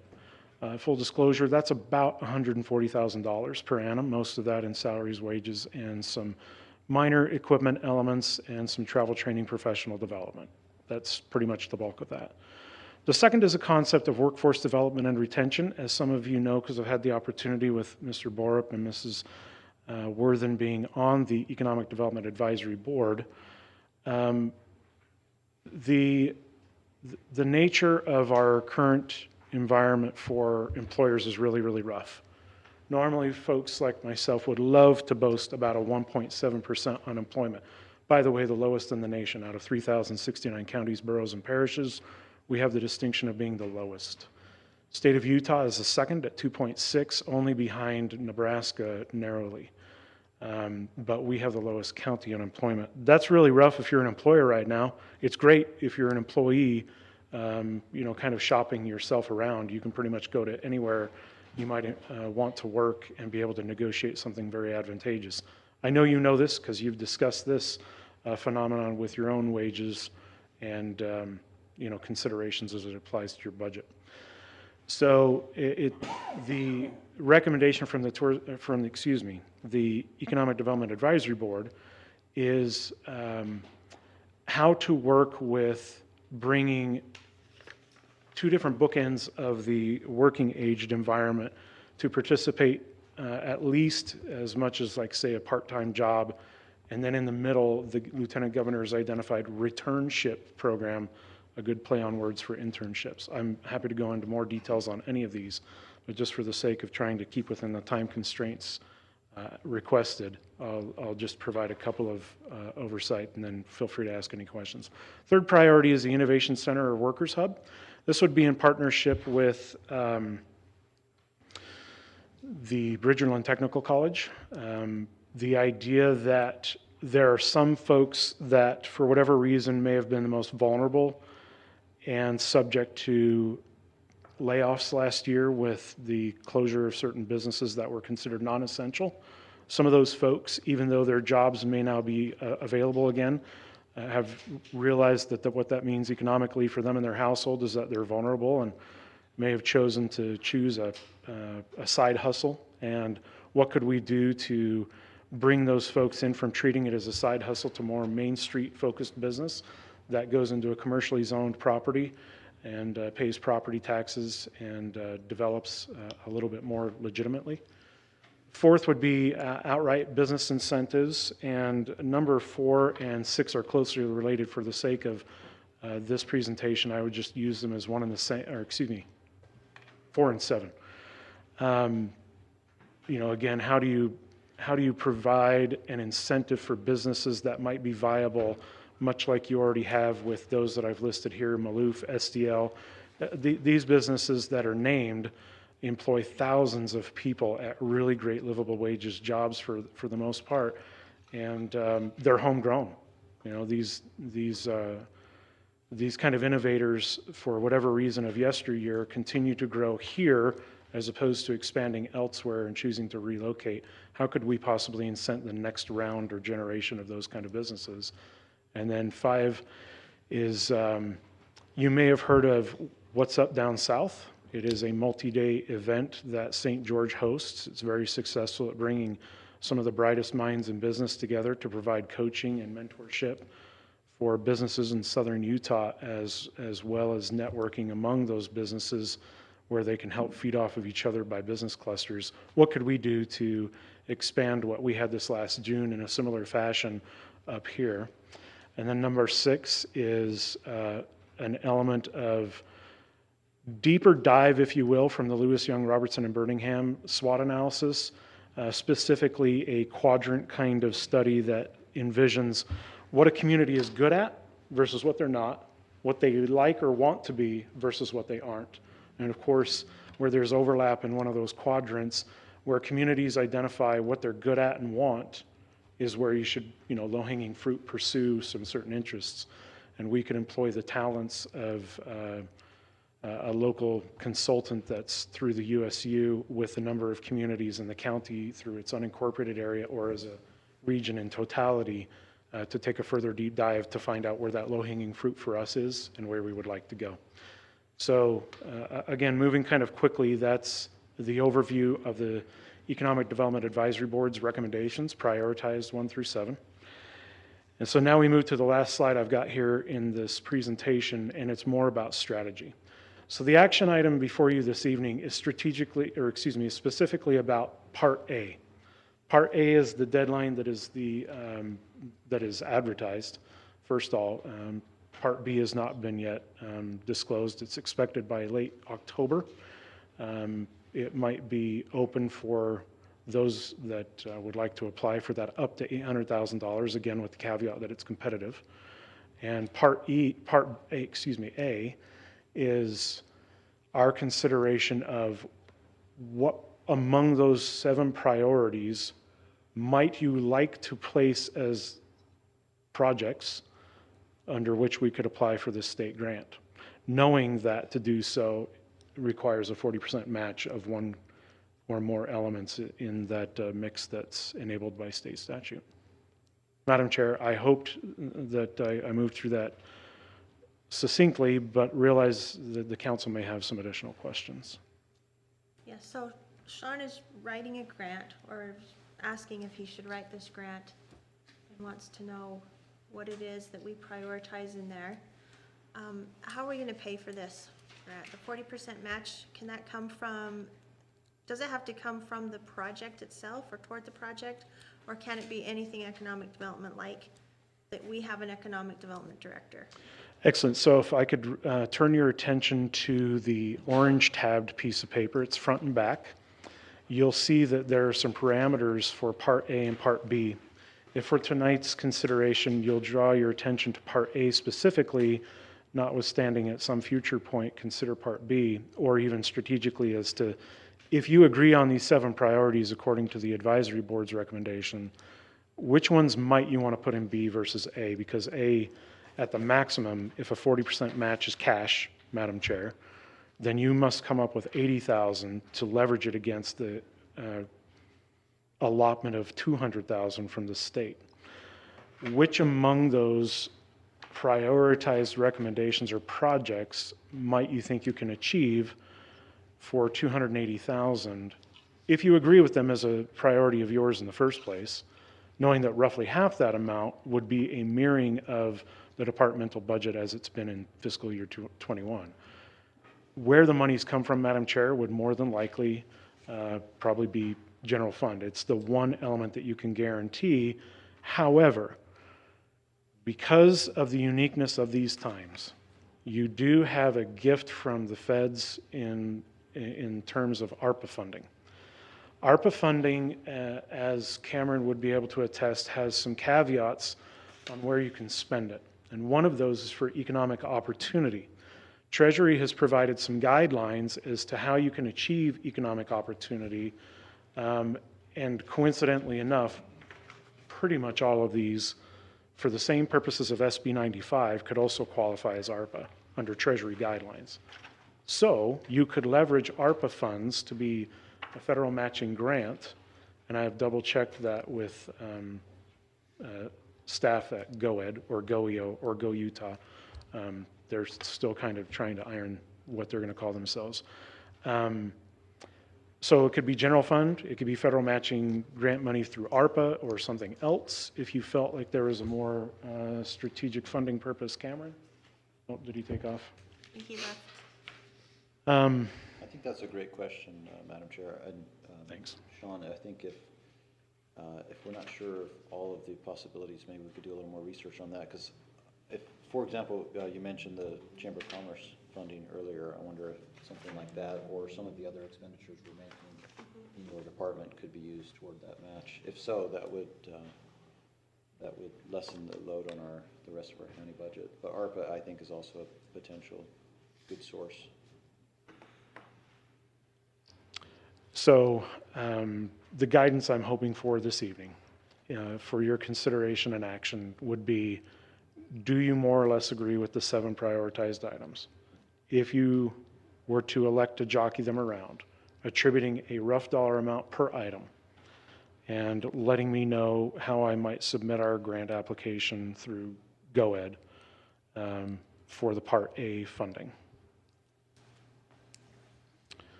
And again, happy to flesh out any more of those 1 through 7. If you have questions, again, I realize I can move through them kind of quickly. Did you say on number 3, you would partner with like Bridgerland and house in there or use? Yeah, thank you. Joint facilities, how do you see that happening in workforce development and retention? Is that with workforce services? I mean, how does this all tie in? Excellent question. So I'll address 3 first. Actually, both 2 and 3, and part of the reason why they ranked high in the prioritization, you may be aware that the state had a local matching assistance grant or something worded similarly for ARPA funds. So the state is getting a huge allotment of ARPA funds as well as counties and cities directly. And the state, I think smartly, state legislature again to the rescue, they out of their huge largesse said we will put $50 million to the side and we will use this as a leveraging tool for local communities who know their regions best to say, if you'll put up some of your ARPA funding and you're willing to, dedicate some of it to that, we will have a program whereby we could leverage our ARPA funding because they both have to meet the same Treasury guidelines, and you can make application. I have some good news, I have some bad news. The good news is there were a lot of fantastic submittals. Cache County submitted 4. I submitted 2 on behalf of economic development. The bad news is there were a boatload of them. There were over 500, and the aggregate amount of the requests for the state's participation was about $1.2 billion with a B versus the $50 million that were available. And the total projects were over $4 billion, which means that in the aggregate, the applicants were requesting about 25% of the funding necessary for $4 billion worth of investment at statewide levels. They were asking for about 25% of that to come from the state. The terrible news is that 95% of the aggregated dollar requests are going to be told no because there's only $50 million in the kitty, right? So what I'm narrating here is to tell you that number 2 and number 3 were actually part of our submission. They will continue to winnow this aggregate list down through November, so we won't have an answer until sometime presumably in November to know whether or not those 2 applications could be viable through that application process. The good news is those applications are already pretty much boilerplate now for this, which is why they ranked so high as number 2 and number 3 for SB 95. If only because there are so many quantity, about 500, and sheer aggregated dollar amount over $1 billion, we're thinking statistically our chances of getting that funding are probably pretty low, right?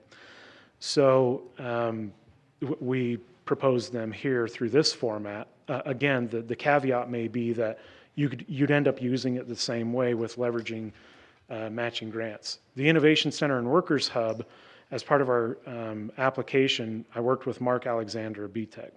They have about $30,000 in cash set aside to work towards this goal, but this has been a smaller version of his vision that would, and forgive me, I'm not sure how much of this narrative they have expressed because it would involve a real estate transaction, how much they may have expressed publicly. So if you'll forgive me, I'll be a little bit vague on this, but they are considering a real estate acquisition that would enable them to go from 2 office spaces that they use as an innovation center in this concept now to more of that.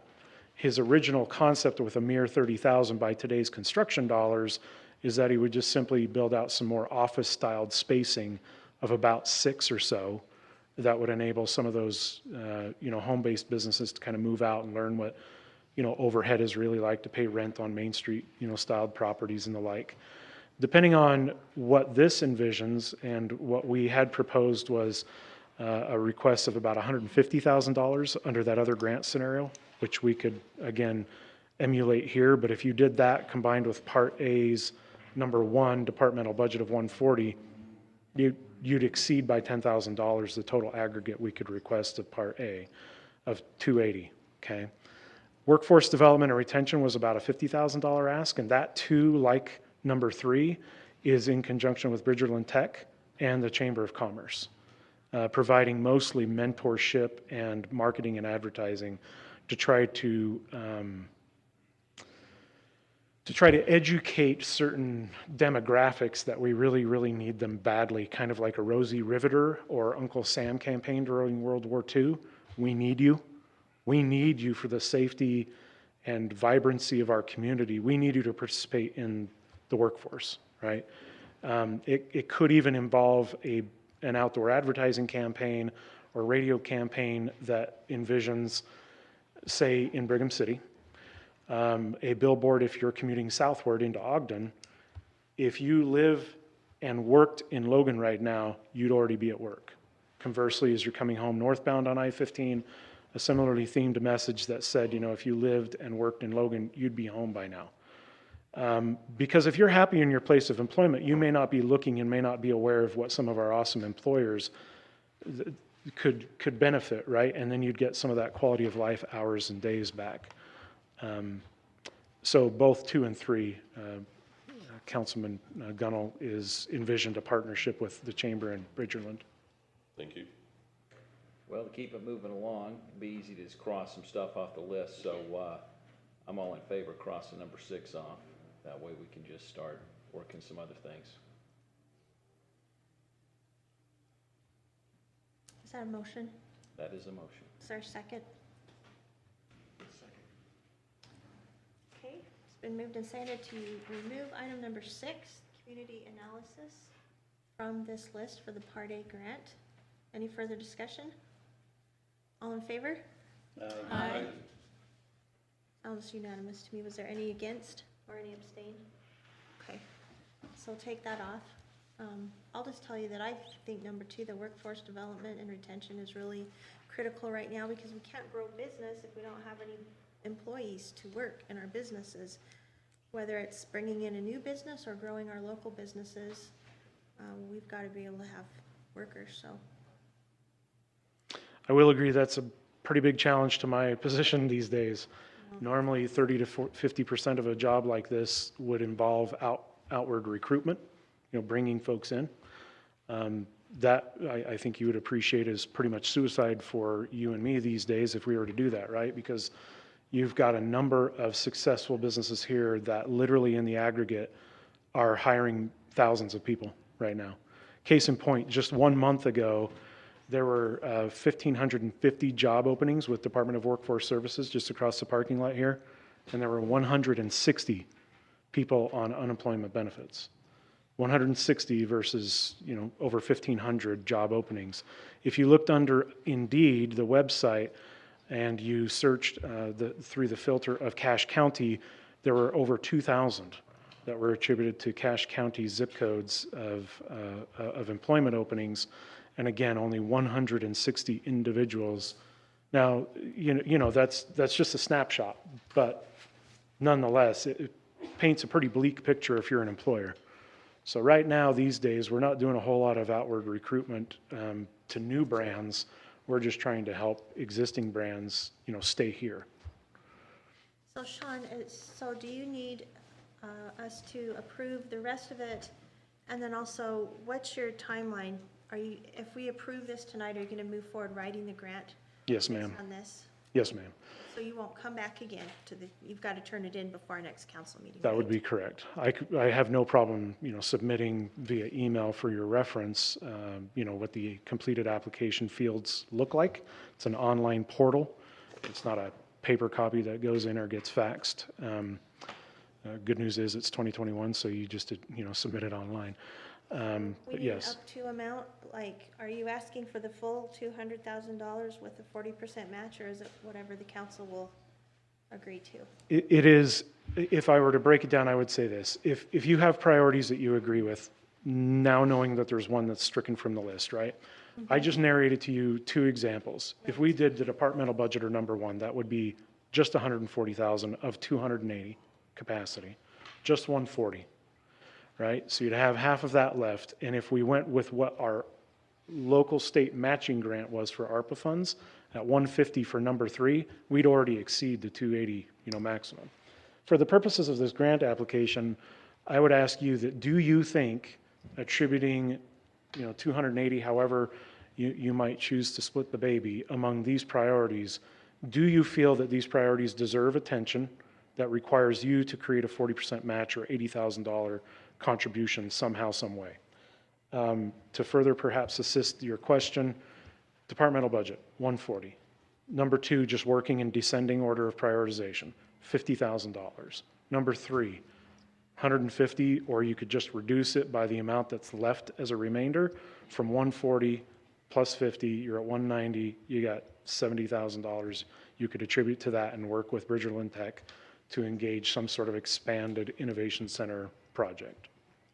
Or some derivative thereof that, goes up to your tolerance level of $80,000 in contribution.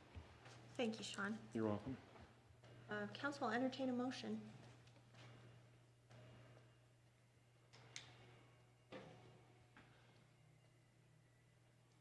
Well, we ought to do something, but I'm not sure where to even start.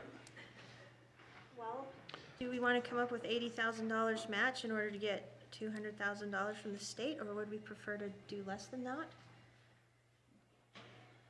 I don't know enough about it. I mean, he's heard all of this dialogue and background and things like that, but I guess I'm not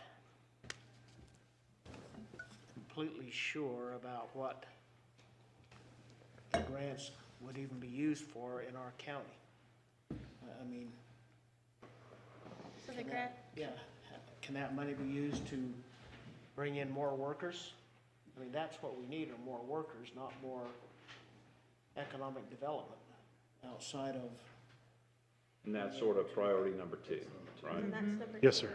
behind funding our economic development director's budget. I'm in favor of providing the 80,000, especially if we can tie it with the ARPA funds. Use the ARPA funds? Yes. Do you want to make that a motion? I would, I'd make that a motion, that was from the ARPA funds, provide the 80,000. Okay. I'll second I that. think that's a good investment of that money. Okay, it's been moved and seconded to apply for this grant with the matching budget amount of $80,000 using ARPA funds. Is that correctly stated, Dave? Okay, is there any further discussion? Seeing none, we'll proceed to vote. All in favor of the motion? Aye. Is there any opposed? Any abstention? Passes unanimously. Very good. Okay. You've got a mandate now. Thank you very much. I appreciate it, and I'll work with Executive Zook and Cameron to proceed. And on this part that you also gave us with the blue, that we need to amend the resolution at some point to change the wording of the board. We'll get this on our agenda for next time because we didn't notice it, so. I actually think that this is a copy from what you passed earlier this year. Oh, okay. I couldn't Yeah, the remember red the lines are wording. actually what you, Okay, this is the old one and it just, okay. yeah. I'm sorry for any confusion that caused. That's okay, no worries. Just trying to be clear. Thank you, Okay. council. Thank you. Okay. All right, we now move to item number 10C, which is consideration of the Bear River Health Department test to stay, order of constraint. Just to give you a little bit of background on this item, council. On September 16th, notice was given by the Bear River Health Department fulfilling State Code 26A1-114-7. That 24 hours notice was given to our executive. The executive was, under state law, has 72 hours to terminate that order of constraint, which did not happen. That didn't happen, so it moved forward and it started came in effect September 20th. It goes through October 20th. And it implements test to stay, basically for elementary schools, different than what we have at the state law. This is, if there's 3 positive tests in a class in 7 days, then it is required that students have to test to stay. There's nothing in there about masks. I guess there's been some confusion of that in the public, but there's not. According to that same state law, the county governing body may at any time terminate this order of constraint. We have our Health Department Director, Jordan Mathis, with us today. Thank you for being here so we can ask him any questions. Jordan, did you have anything that you wanted to present to council? And thank you for being here, by the way. Yeah, no problem. I really don't have anything specific. I sent out, when I sent it to the council, I sent it with what we felt was reasonable justification for it, and the reasons for it, specifically being the wide range of elementary schools. When you say that you have to have 30 cases, and we have some small charter schools, which requires a lot of spread to be detected in that school before any mitigation measure is taken. And state law does require that a local health department put in place measures to control the spread of infectious disease. Our viewpoint at the health department is that vaccine is that measure for the majority of the population. This isn't a vaccine ineligible population, and therefore we tried to put together something that was a reasonable measure. This same protocol has been applied to things such as head lice in the same setting. So screening once it's identified and removal for treatment. So that's really about it, unless there's questions that you have for me. Thanks, Jordan. Are there any questions, council? I'll ask one. Why? What was the basis for picking the number 3? The basis was we felt like we constrained that window. So state law is a 14-day window, and we thought, well, if we have 3 cases in 7 days, it's an elevated level of risk. Typically, you'd be somewhere around 10% of that population. And so we figured that was an elevated risk for that population.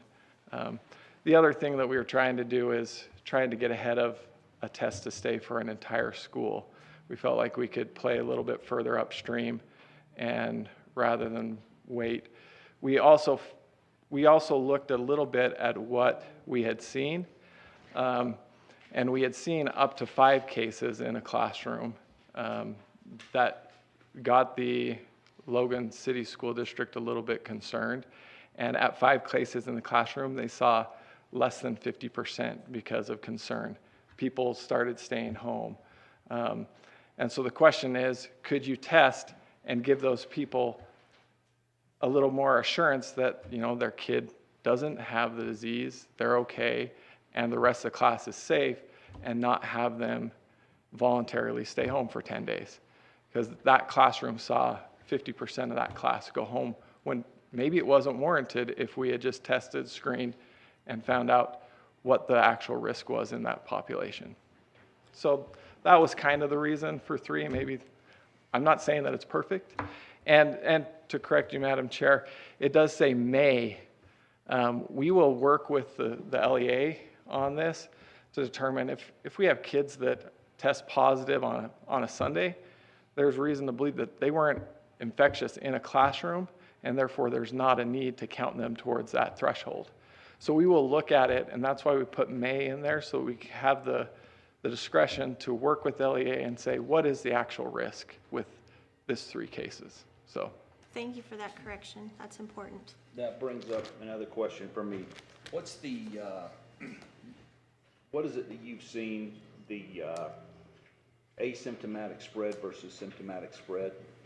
What are the parameters around that?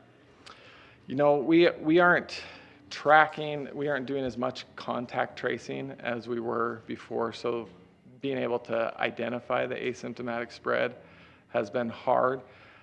We are seeing growth in our elementary population as compared to last year. And I don't know that I'm surprised by that because we have such high vaccination rates in our older population, which makes the virus naturally go to other populations that they might be able to infect. We didn't screen for symptoms at Mountain Crest High School, but we had 42 positives out of that test to stay requirement. You'd think that the majority of those were asymptomatic because they were at school. They weren't sick enough to be at home. So whether or not they were sniffling or things like that, we didn't screen for that. We were just getting people through. So we didn't screen for any symptoms during that event. Have you looked at any of the published research on asymptomatic versus symptomatic spread? No. What are you seeing in these youth? It's been to my understanding that the youth that get exposed, those who end up coming down with it, are we seeing any really serious thing other than they get a sniffle and a cough? You know what? The risk to this population, admittedly, is extremely low. So with that our youth, why are we going to so much effort when the youth, even though they get it, don't get it serious like the adults? I mean, I've got people that live in my neighborhood that are in the hospital, but they're my age. Yeah.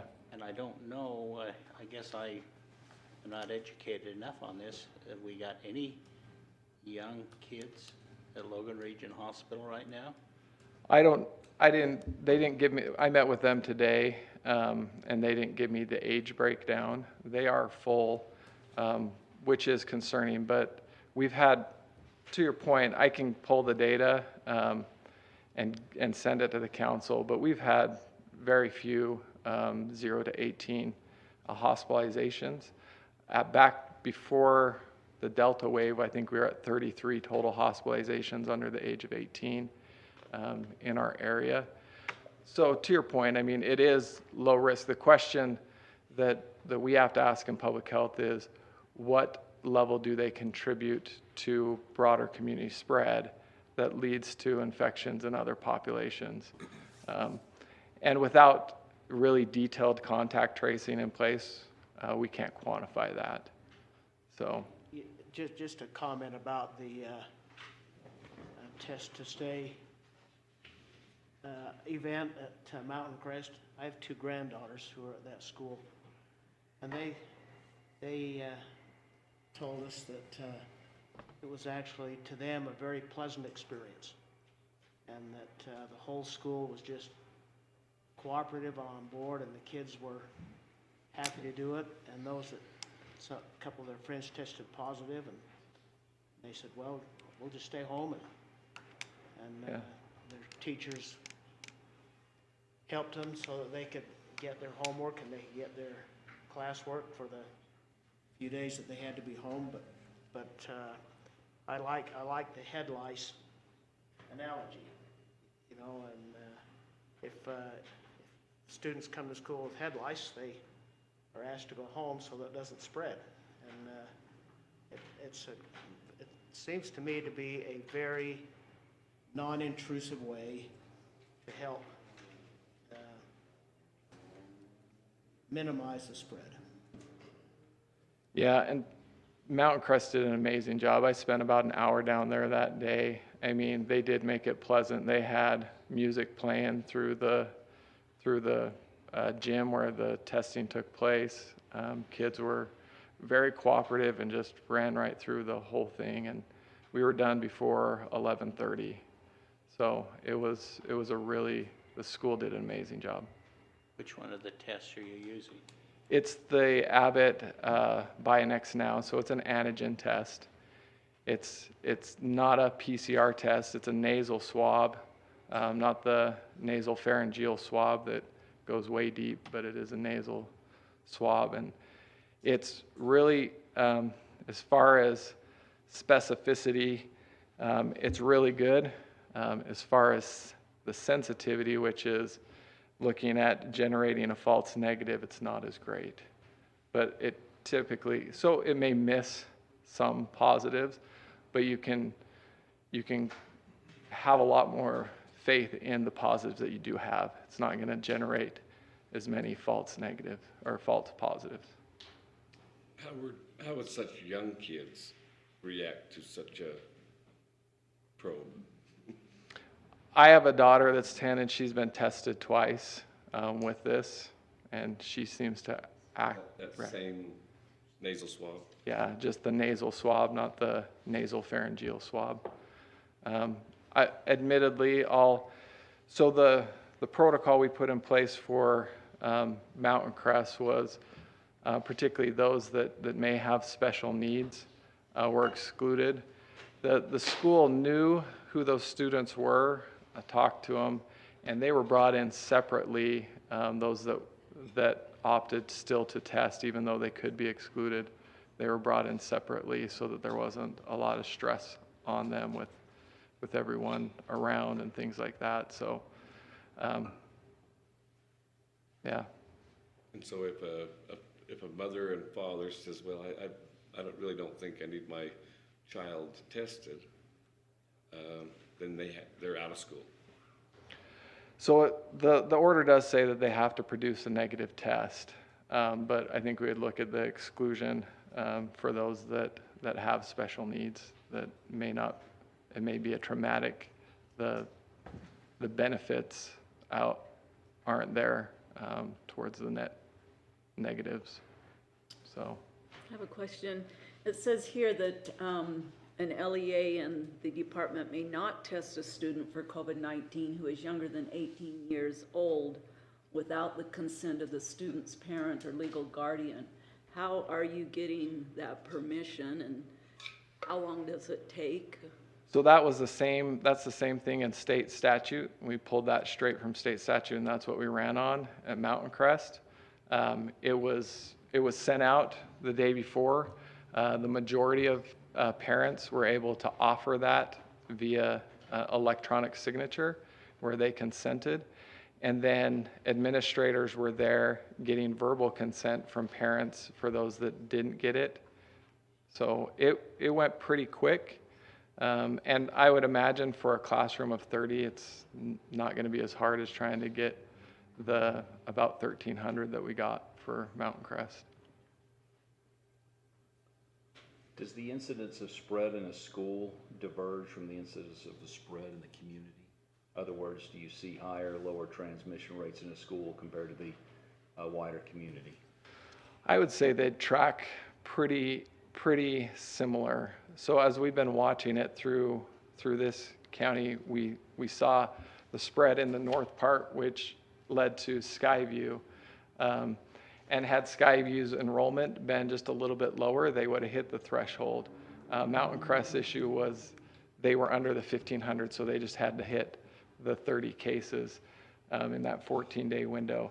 But we saw the same thing happen. We saw kind of a surge in the north part of the valley, and then we saw Hiram and Nibley kind of light up as well, and we saw the similar trend. We definitely are still seeing more spread in our secondary schools than our elementary. I looked at the numbers over the summer and compared them to see if there was much of an increase or a change, and it's pretty much the same for under 18. It's about, I believe, 15%. For under 18 is 15% of the total positive tests. So to me, when I look at that, I wondered, does the school change anything? I don't know, maybe it doesn't. But I had a couple other numbers, if you don't mind me sharing, that I found to answer to Gordy's question. So this number came from an email from the State Health Department that was given to one of our state representatives who sent it to me. And what's really hard about trying to look at numbers is that the ages are not always the same. So you might have age 1 to 14, but somewhere else it's 18 and under, and so it's kind of confusing. But this is for the state for ages 6 to 11. So that is our elementary school age. This is from the beginning of COVID, March 2020 to September 22nd of this year when the email was sent. That age group statewide has a total of 104 hospitalizations, which is 0.3% of the positive tests for that age group. And that is only 0.4% of the total hospitalizations statewide. So as you said, it's a very, very low number there. And in Cache County, I was able to look up on, I think it's called IBIS, and through yesterday, age 1 to 14, so it's a little bit different. But for Cache County, we've had 15 hospitalizations throughout that whole time for ages 1 to 14, which for Cache County is 1.8% of the total hospitalizations of all ages. So it is very low risk for these younger kids. You know, and in saying that, first I want to just thank Jordan. Jordan's been wonderful to work with, and we really appreciate it. So in my comments, I don't want it to sound that I'm being critical. I'm just presenting some information that I have, and we've really appreciated you and the thoughtfulness too of wanting to take care of these kids. But I have to question whether this is too much, and let me explain why. We don't. I guess for that age group in Cache County, we don't have any deaths. Statewide, the leading cause of 2019 for death, ages 10 to 17, is suicide. And that really does concern me. And one of the things I found is for ages 0 to 14, so that younger set, it's the 4th leading cause of death, but it's behind stuff like congenital anomalies, low birth weight, and I forgot the other one is, but it's stuff like that. In this Utah State Health Department 2019 prevention needs assessment, 62.2% of Utah students in grades 6, 8, 10, and 12, so that includes 6th grade, which is often in elementary, 62.2% in 2019 experienced moderate depressive symptoms. Okay, so this is before the pandemic even hit. In 2019, the Youth Risk Survey for high school students, so this is the older kids, and this is really sad, 36.7% said they felt sad or hopeless, 22% seriously considered attempting suicide. That's 1 in 4 of our kids. I'm sorry I get emotional, but I had an email from a mom who said her elementary school student last year had seriously considered taking his own life because of the COVID restrictions and how difficult emotionally it was for him. So I can't imagine that given those statistics, and it's so hard to find numbers on this, but I can't see that they've improved with the stress of COVID, all of the stress, not just the lockdowns and the mask wearing and the testing, and you know, all of it's been hard. But I've wondered how our kids have fared, because if you look at what happened in Denver, in May of 2021, the Denver Children's Hospital declared a state of emergency for youth mental health due to the pandemic. And in the article talking about it, they said kids have dealt with chronic stress for the last year that has interrupted their development. And another doctor said our kids have run out of resilience. Their tanks are empty. Where are our kids on that scale? It's so hard to gauge. We don't know. We don't really measure it. But I'm wondering if this order, which I know is absolutely well-intentioned, and I'm not at all trying to find fault that way, but I wonder if maybe it would be better if we tested just those that had symptoms. Because really, if they're sick, they need to stay home. And that could lessen the issue with kids feeling stressed out about, oh my gosh, I'm gonna have to test, and it kind of scares them. These are our littlest kids. And I think it is really stressful for them, and there might be some that it's not a big deal, but I think for a lot of them it is a big deal, and it is stressful. And I wonder if also in doing that we could take into account if they've already had COVID, they could say, look, we've already had it. And also if we could work to improve the airflow in schools, because that's supposed to be helpful to get the virus out. But as I look at these numbers that I've mentioned about the percentage that are hospitalized, it is so low that it is really hard for me to justify testing these really little kids like this. So I just wanted to put that out there, and I don't know how the rest of the council feels, but those are my concerns. Well, Jenny, do we have the dashboard up, by the way? Can we put that up?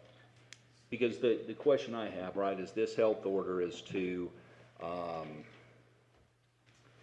The reason we're doing it is to slow the spread of COVID-19. So if we've said that, and if you hit, there's a schools thing as well, and you can look and it'll show the community if you go down as well. We'll look for just some graphs there.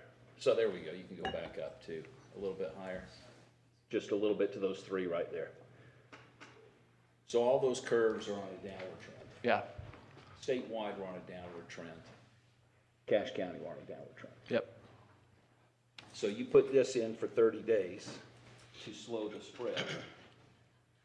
It's already there without any mitigations. Admittedly, this was drafted when we were going up, right? Right. We had the conversations, and so. So is there a need for it anymore? That's a good point.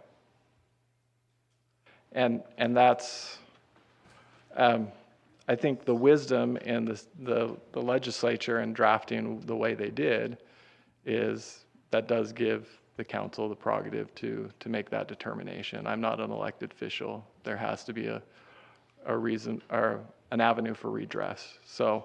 And that's why we want to work with you, is to say, hey, when we have these things, what are we looking at? What are the needs?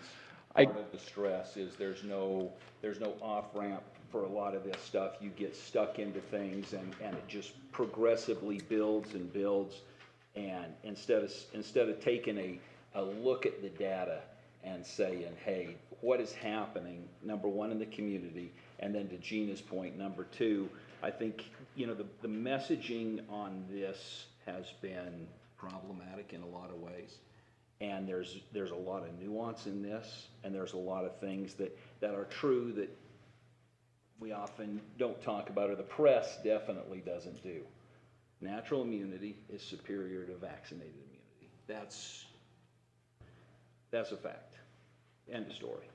Now then, that doesn't mean that anybody's an anti-vaxxer, or if you're at risk, you shouldn't go get vaccinated, and you shouldn't talk to your healthcare professional about it at all. But if you've got kids that have had COVID, do we really need to test those kids, number one? If you've got kids where you've got a low incidence of spread and no symptoms, should we be testing them when the curve's going back down to increase that anxiety that the kids feel? Could we make these more targeted, and could we deploy them when we're in, the uptake rather than the downtake? Yeah. So one of the exemptions is natural immunity. I mean, we are not going to test individuals that tested positive previously. We don't have vaccinated immunity in this population because they're not eligible. But we did throw in, if you've been in the exemption section, it does allow for exclusion for natural immunity. That means they had an actual positive test. So that's already in there. Isn't that for 180 days? 180 days. Yeah, okay. So it's not like from the beginning, it's just back. Yeah. Can I just, for the life of me, don't understand what the big deal is. Why has COVID become such a divisive issue? I mean, like you said, head lice. A student came to school with head lice. Would he be quarantined and asked to stay home so that it doesn't spread to other kids? Of course he would. If a student came to school and had mumps, would he be asked to stay home and be quarantined? Of course he would. If a kid came to school and had smallpox, would he be asked to stay home? Yes. So why is it we are having such a hard time with this COVID thing? I mean, it's a disease, it spreads, it has killed people. We're trying to slow the spread. And by simply having a simple test, and if we as parents and adults aren't getting emotionally charged over it and passing that on to our kids, then it's not going to be such an emotionally charged issue for them either. We're not asking them to wear masks. We're not asking them to mandating vaccinations or masks or anything like that would make their lives more difficult, that would make it uncomfortable for them, and there's a lot of opt-out opportunities given. I guess I just don't see the big deal. I mean, if I'm gonna Well, be. Carl, the measles and mumps analogy that you used, of course, the individual stayed home, but that didn't cause all the rest of the kids in the school to have to be tested. There's a whole difference of the whole Well, proper thing. yeah, but nevertheless, if it had reached the point of a mass kind of infection, then we would. And, Well, and, I'm old enough to know and remember, when I was in grade school and got the measles, they shut down the school because there were a lot of kids getting the measles. And it wasn't a big deal. We just knew that, hey, I got sick and I don't want somebody else to get sick, and so we'll just stay home. And I think every kid in your age group got the measles eventually. And that's the thing that I've always said about, this COVID. This can go on for the next 20 years if every time we have a COVID person, we shut the world down. Well, but this isn't shutting the world down. Well, we did shut the world down. We and did, but I'm and talking we're looking about towards this. doing a similar thing. What we're talking about here with the test to stay thing doesn't shut the world down. Well, I think Dave, John, I've got one thing to read to answer Carl's question, but let's go with Dave first. well, John had something and then go to David. I'd like to take a few minutes at the podium with some of the code sections. Okay, can you, yes, well, that's a good point. Okay, thanks, John. David? Yeah, I reached out to several administrators that I've known and worked with, over the years, and that are currently administrators in the Cache County School District. And I asked them, I says, what do you think about this test to stay program? And I says that I will not name names, but I says, what do you think? And every one of them said it's a waste of money. He said it's a waste of money. He says, we already have things in place that if we start, these symptoms, we start seeing these, that we get 2 or 3 cases in a class, then we can go to that class and we can actually work with that class and get things taken care of and try to mitigate it that way. I know at Ridgeline, I believe they shut the whole school down for about 10 days last year, I believe, was it? I don't remember. I wasn't here at that time. Sorry. I remember they shut that down for about 10 days, and in that process, then when they all came back, boy, it was like ready to go. They went the mask, all that stuff. But anyway, they were able to squelch it, but that was what the school district had that ability to do that. And they said, we can control this and do a lot of these things quite cheaply without being invasive in everybody's personal lives.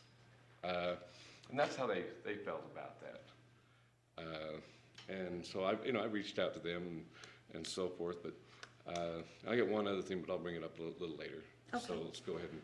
Well, Paul had something. Well, and I'll always keep going back to this because I always like to look back right before everybody lost their mind in 2020 and say, what did we know? And who were we listening to? And who were the world experts?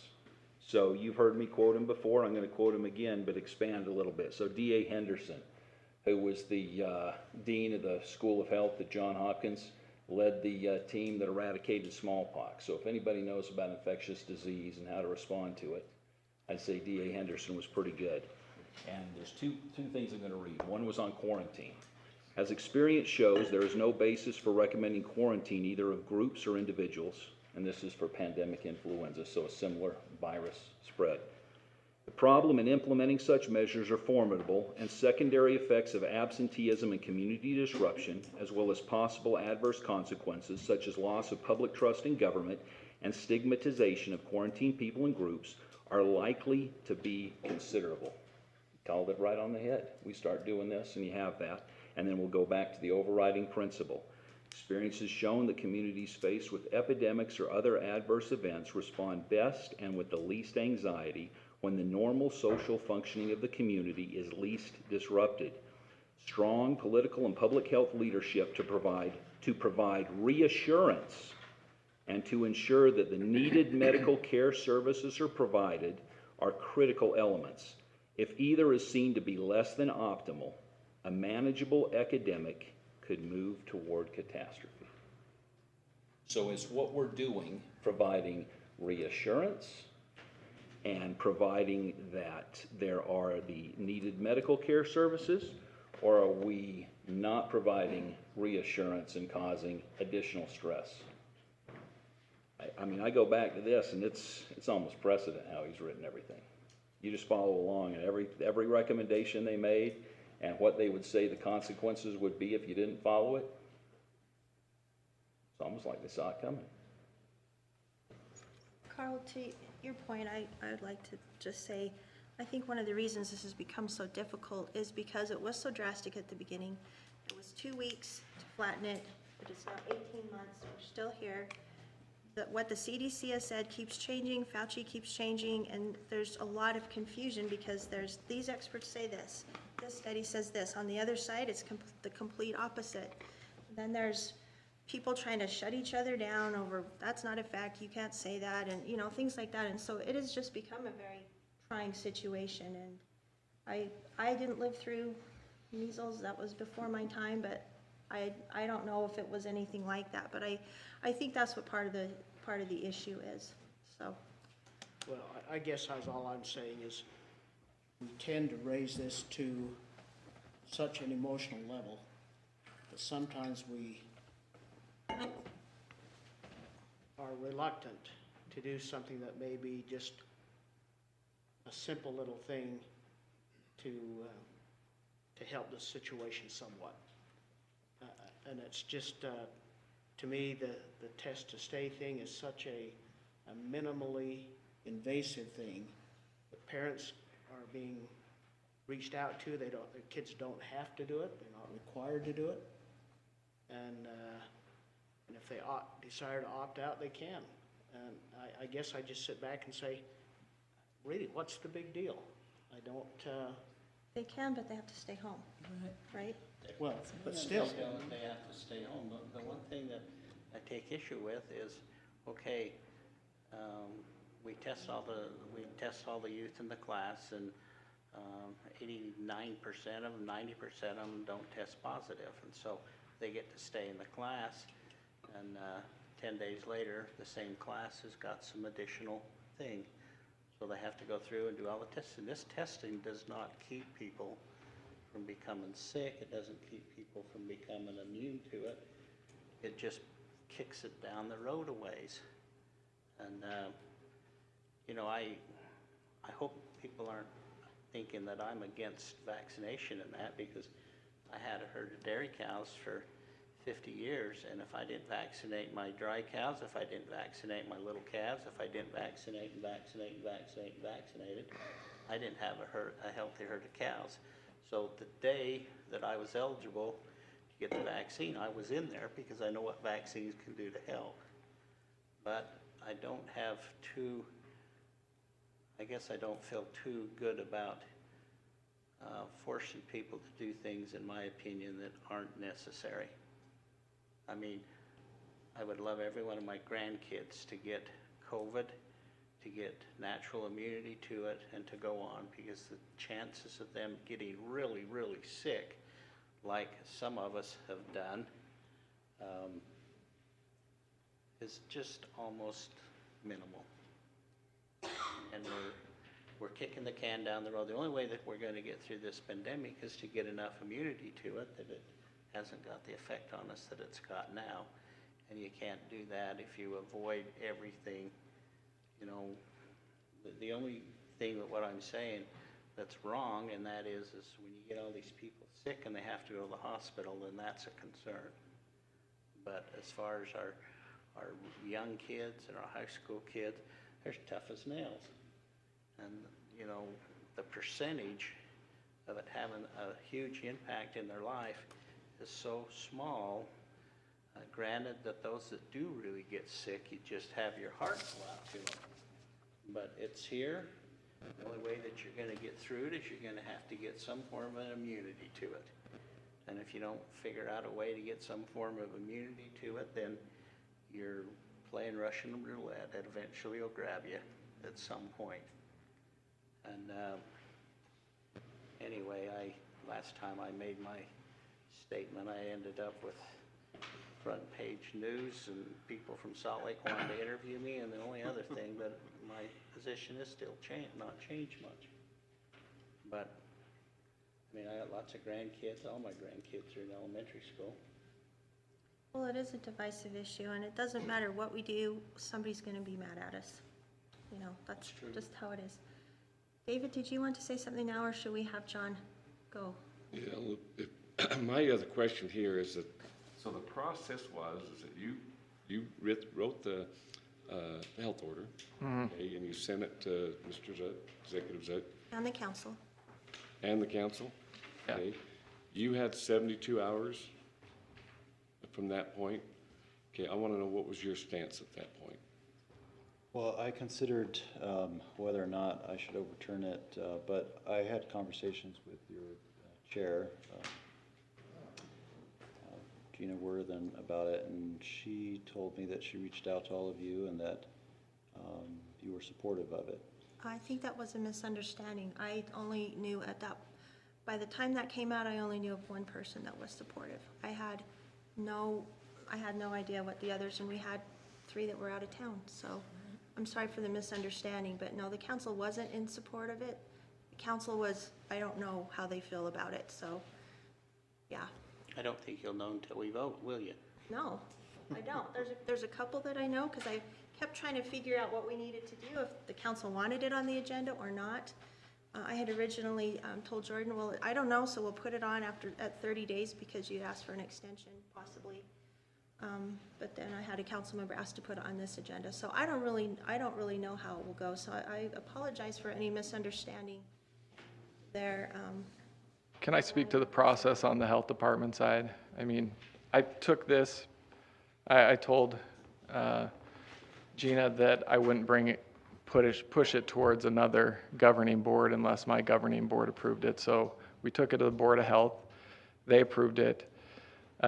Then we went to, and David was not able to attend that meeting. We then took it to the school districts and got input from them on this issue, and they gave the thumbs up. And then before issuing the 24-hour notice, I issued it to all county elected officials for any feedback on it. And I only heard from one elected official in Rich County with regards, and one from, a slight one from Box Elder County through another county commissioner. So before I actually gave it to the county executives, I did give it to every county elected official for feedback, asked to get that feedback back to me by Tuesday. I then issued the 24-hour notice to the county executives on a Thursday evening. So that's the process we went through on the health department side of things. Now, I did, and maybe I didn't in that 24-hour period, but maybe before you did, I did correspond with you and ask about, could we just test symptomatic kids, not asymptomatic kids? Did I not say that? Probably, yeah. You know, I think one thing that we would all agree with what I'm going to say here, and that is there is just as many people passionate on one side as there is passionate on the other side. And so we hear confusion, we hear opinions, and it's not easy because they all make good points and they all are fairly understanding of what's going on and how they feel, even though They all quote experts from one that's side or the other side. exactly right. I mean, if there was ever a bunch of confusion out there, we're experiencing it. And so I look at the cases. I divide the cases by the deaths, and we're talking less than 1%. I mean, it is so low that I think we're just emotional about it because we do all know somebody that's passed away. But percentage-wise, there's many other diseases that we went through in America that is just as deadly as this one. And Gordon, one of the reasons, I hear you because I get both sides as well, right? I think I get all the emails you guys get. I'm usually included on those. And that's why I looked at the precedence of something such as head lice is once you have a certain threshold in a classroom, you screen everyone and you try to take a reasonable measure. And in all honesty, this was my effort to try to find some sort of middle ground in the polarization that's out there over this issue. And it was an honest effort. I admit that it may not be perfect, but it was an effort to fulfill my responsibility that says you shall control the spread of infectious disease. That's right. And So- there's no question you're doing the very best you can with the parameters that you're given. But I still hold to the thing that we can test, and we can test every kid in the class that's had 3 COVID cases, and in 10 days we'll do it again. We can, that's a possibility, we'll do it again. So one piece of data is we've now done tests to stay at multiple schools. And on a school-wide level, we're furthest out on those schools in Davis County, but they've seen a steep drop-off in the cases in those schools. The tests to stay seem to have had some sort of impact. Whether it's impacting the disease or it's impacting testing behavior, we don't know because there's confounding issues there. But it's impacting that, and we're seeing the same thing at Mountain Crest. Tomorrow will be a week, and we're at the lowest level we've been since the beginning of September in that population. Does that differ from the rest of the county? Yeah, well, so I had our epidemiologist look at that. So the decline, he compared it to the decline we saw in Skyview, which was a slow decline in cases. And this decline goes like this, it just drops off. So, I mean, you see that big increase, you remove those positive cases, and it appears, credit to our legislators, that there was some wisdom in that test to stay, that removing those positive cases has an impact on spread in a community such as a school setting. And so if you compare Mountain Crest to Skyview, because Skyview had it a little bit earlier when our case counts were still rising, hence this order, and Mountain Crest came after the cases already started to fall, did your epidemiologist make any adjustments based on community spread when, say, Mountain Crest fell a little faster than Skyview did, but Skyview happened when community spread was actually on the uptick, where Mountain Crest happened when community spread was on the downward slide. So those would be, you'd have to adjust somewhat to compare those numbers with. Yeah, you would, but those two communities have almost acted independent of one another in the way that we saw spread go through them, right? So they were all both on different, if you ask me, they were a little bit on a delayed epi curve down in the south part of the valley. So I don't know. I mean, So help me understand if we. I don't know that that's, go ahead. Let's suppose that we voted yes, let's go ahead and give this a try to see what will happen. Is this gonna go on and on and on all school year, or have we got a thing that we're gonna try to accomplish here? You have the opportunity, if you vote it, you have to renew it every 30 days by statute, correct? In the order itself, it says it automatically expires 60 days past the EUA for vaccine. At that point, you have vaccine equity across the population, and therefore the measure that the health department is recommending would be vaccinated immunity as opposed to natural immunity, trying to seek that out. And then we would just, if we ever hit a test to stay threshold, it'd be on a school level, but that's a shall in state code, not underneath the health department's purview. I mean, we just support the schools in that. Does that make sense? Okay, yeah, back to what I was asking is that, so in this process, Executive, you could have, from your office, you could have just said, hey, we're gonna not do this, and you could have sent that order, or I should say, delayed that order or got rid of that order from your office, right? Terminated it. You chose not to, so now we have it as a council, right? Okay, and that's where at this point, I would say that we, with all this information, and to me it is terrific. It is, I think it's wonderful dialogue. I'm glad we're talking about this out loud and not, just behind the doors and all that stuff. I don't think it has to be divisive. It really doesn't.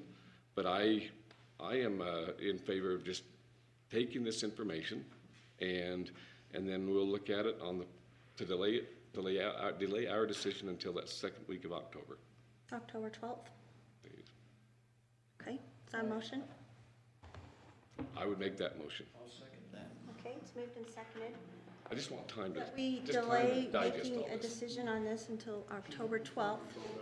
But yes, usually call for further discussion, and I know that John wanted to say One something. quick discussion on that. Yes. So we can talk about either terminating the order or maybe working, because Jordan's been great to work with. We've had a lot of good discussions, highly respect him. I get asked tough questions, he gets to ask tough questions. It's a great thing, and it's respectful, which I wish everybody in the community would do.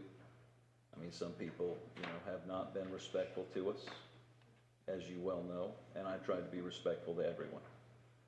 And that's, I think, been the biggest disappointment in all of this, is we're all facing this. Every one of us has lost loved ones, or lost friends, or have had loved ones in the hospital for long periods of time, or suffered through this. So a little grace and a little compassion in our community could go a long, long way. Because regardless of where you come down on any issue, I don't know anybody up here that doesn't care about our children, care about our family members, and care about our community functioning and having it be a good place. So the divisiveness has got to stop. And that doesn't mean we can't ask hard questions and have difficult discussions, but we need to be respectful. So now, the way I understand it, it will go into effect at least for... It's already in effect. It's in effect. It's in effect. It started September 20th, and it will go through October 20th, right? Okay, before we vote on this, John wanted to advise us.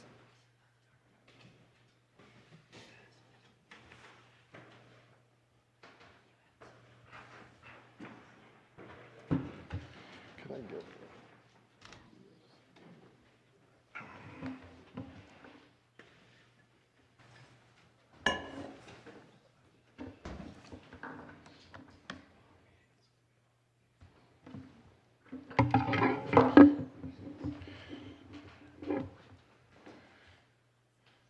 I wanted to touch on a couple of things that weren't mentioned expressly here, but because I've also received public input and know that the same input has reached at least some of you, I wanted to raise that as well. One of those things is whether the Test to Stay program under state statute, not the one that Jordan has issued, but the one under state statute, whether someone has to test to stay. And that there was a settlement agreement out of Summit County where some entities said, our view of the statute is you don't have to actually test to stay. I have heard, and I know some of you have heard citizens saying that is precedent, that settlement agreement is precedent that this county ought to follow. If you look at the statutory definition of Test to Stay program, which is that subsection H up there, Test to Stay program means a program through which an LEA provides testing for COVID-19 students. 2, sub 1, identify cases of COVID-19, and sub 2, allow individuals who test negative to attend school in person. You can't test negative without testing.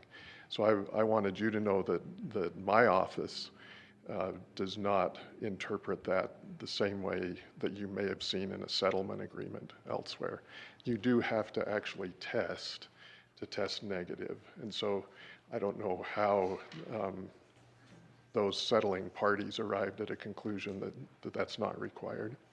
Would your office consider a former, a positive test for COVID, so you've naturally recovered, be able to say, hey, I don't need to test negative, I can show you evidence Yes. of that?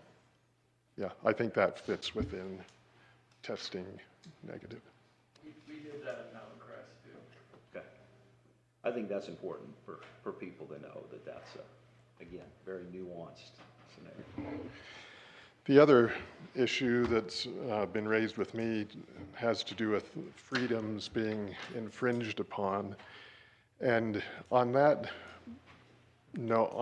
particular point, I would note that whether freedoms in our constitutional system are being infringed upon has a whole lot more to do with process than with the particular mandate or restriction by government. Here's what I mean by that. The rally cry prior to the revolution was not no taxation.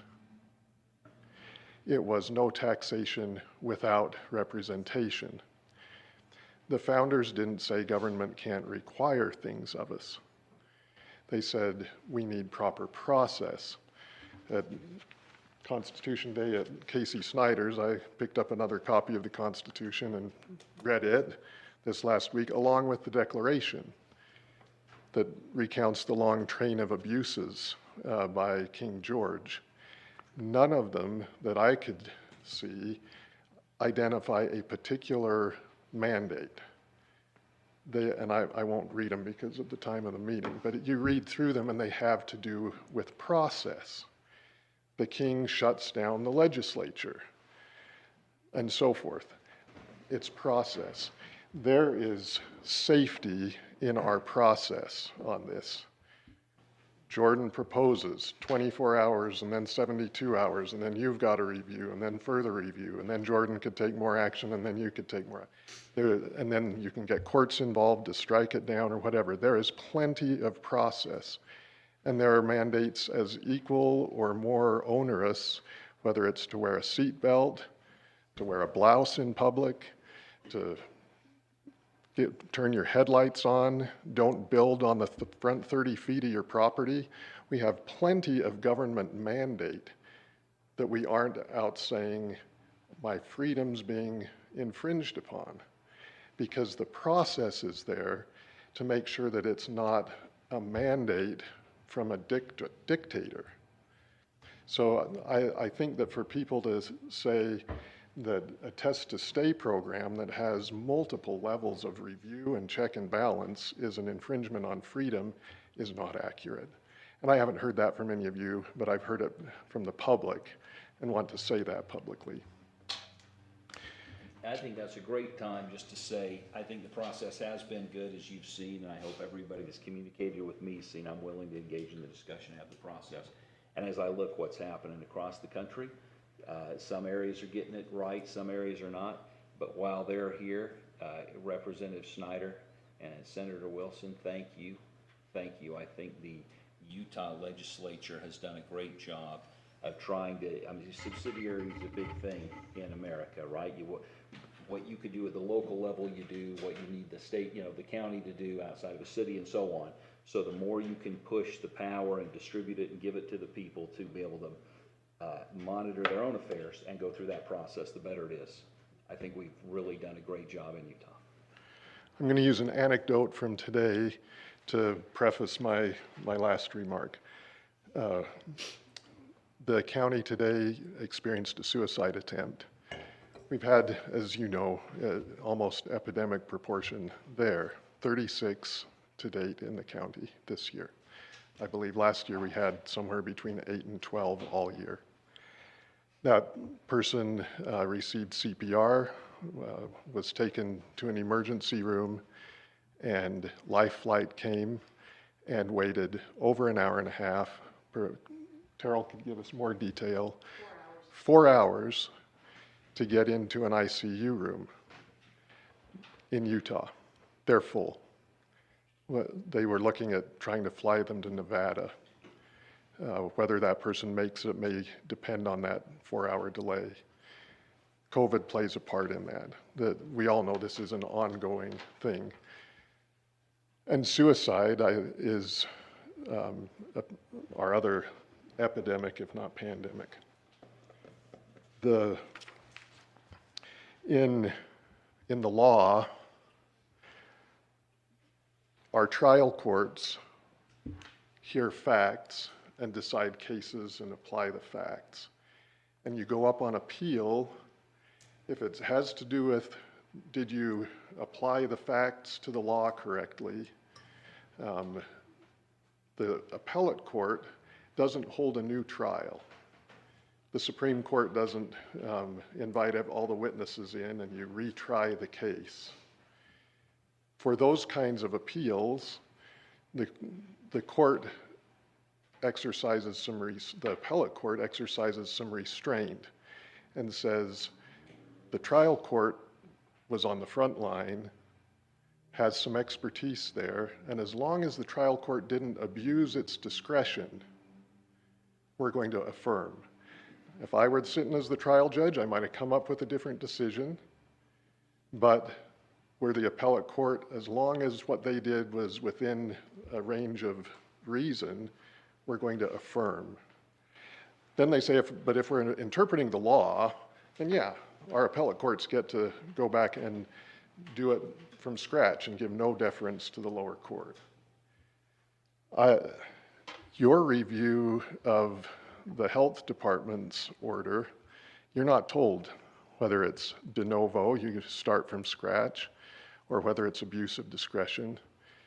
But I'd suggest to you to take an abuse of discretion stance. Part, I believe, of what contributes to the distress, the division, confusion, and therefore hopelessness that leads to suicide is our lack of trust in public institutions, our contention and division. And with all due respect, non-medical people to take a de novo review of what the medical professionals are saying and then essentially say to the public, we don't trust our medical professionals. When we look at it, we decide better. In my mind, at this stage of the pandemic, does not bring trust to public institutions. It does not bring reassurance to the population, and especially our kids. I've got kids. I'd let a swab go up their nostril. I've had the one to the back of my head. I don't know that I'd allow that, but I'd let the one in their nostril so that there can be reassurance that when I go to school, I'm not going to be infected. And more than that, let's send the message of trust. We trust our health professionals in this county. And yes, this dialogue is essential, but I'd urge you to engage in this dialogue from an abuse of discretion standpoint. Is the health department's order of constraint within the realm of reasonableness for where we are? Can we stay unified rather than send a message that, man, even our local health department can't get it right? That's my thoughts with a reflection on the law. John, thank you. I do want to respond to something in there because I get a lot of emails to that point of let the experts decide. As a legislative body, it is our duty to take all the information that we can get and filter it and figure out what the best public policy is. And sometimes different experts are singularly focused on something, and there are other considerations to make, especially if you think back to the first of this pandemic and the letter that we wrote as a council asking to go to green because the singular focus had been to shut everything down, but in doing so, we had seen an increase in domestic violence, we had seen an increased use of the food bank, we were seeing increase in suicide. At one point, we had more suicides in the valley than we had deaths from COVID. And so there was more to consider. And so I feel that as a legislative body, it is our duty, and it doesn't have to do with not trusting, it has to do with taking all the information we can get because experts in every county differ, right? So I don't want to be misunderstood on what I just said. Okay.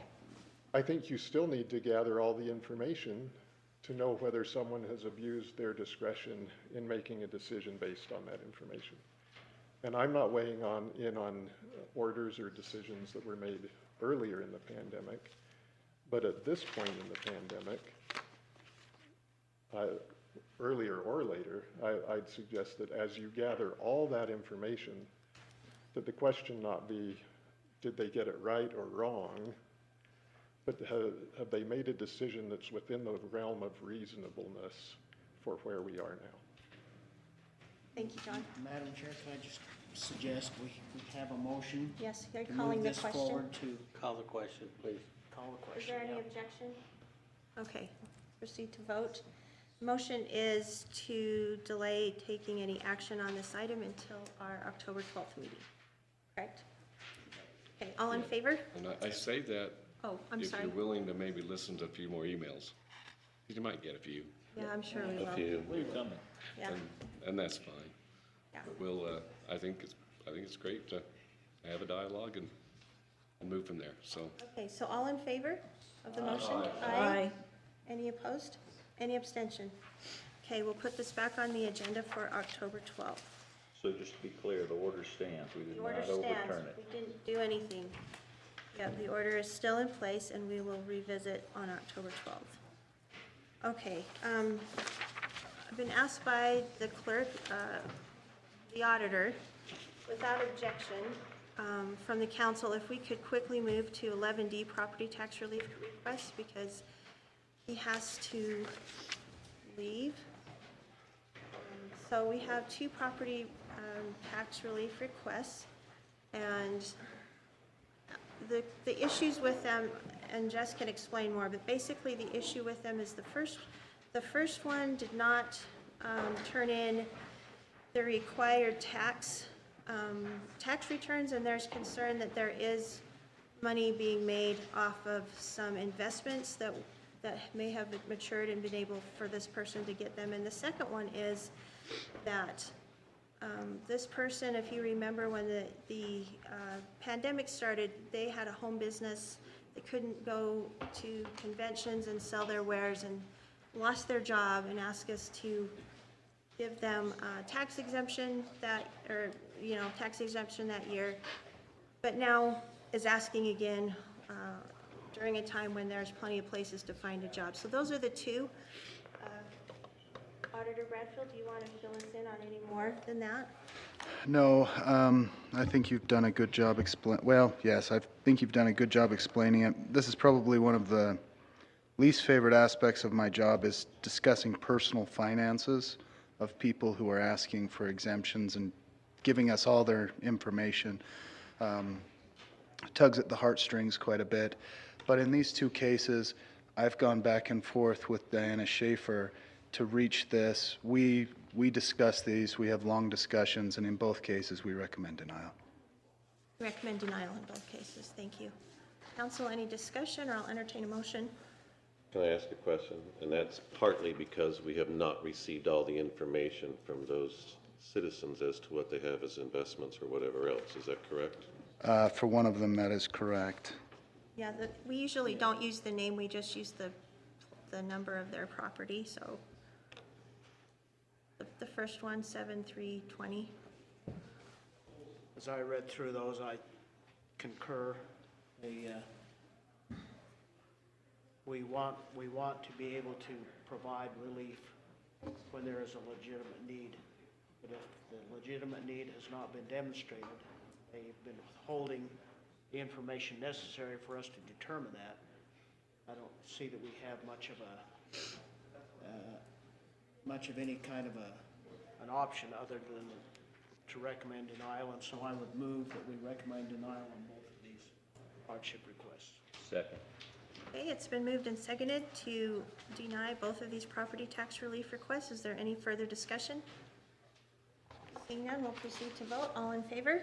Aye. Any opposed? Any abstention? Passes unanimously. Thank you, council. Thank you.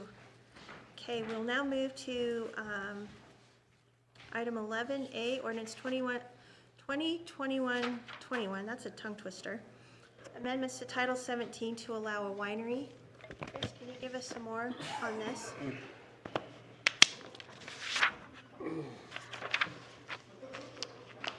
schedule the wine and the health director at the same time. Well, we should have talked about the cheese fest too, then we could have wine and cheese.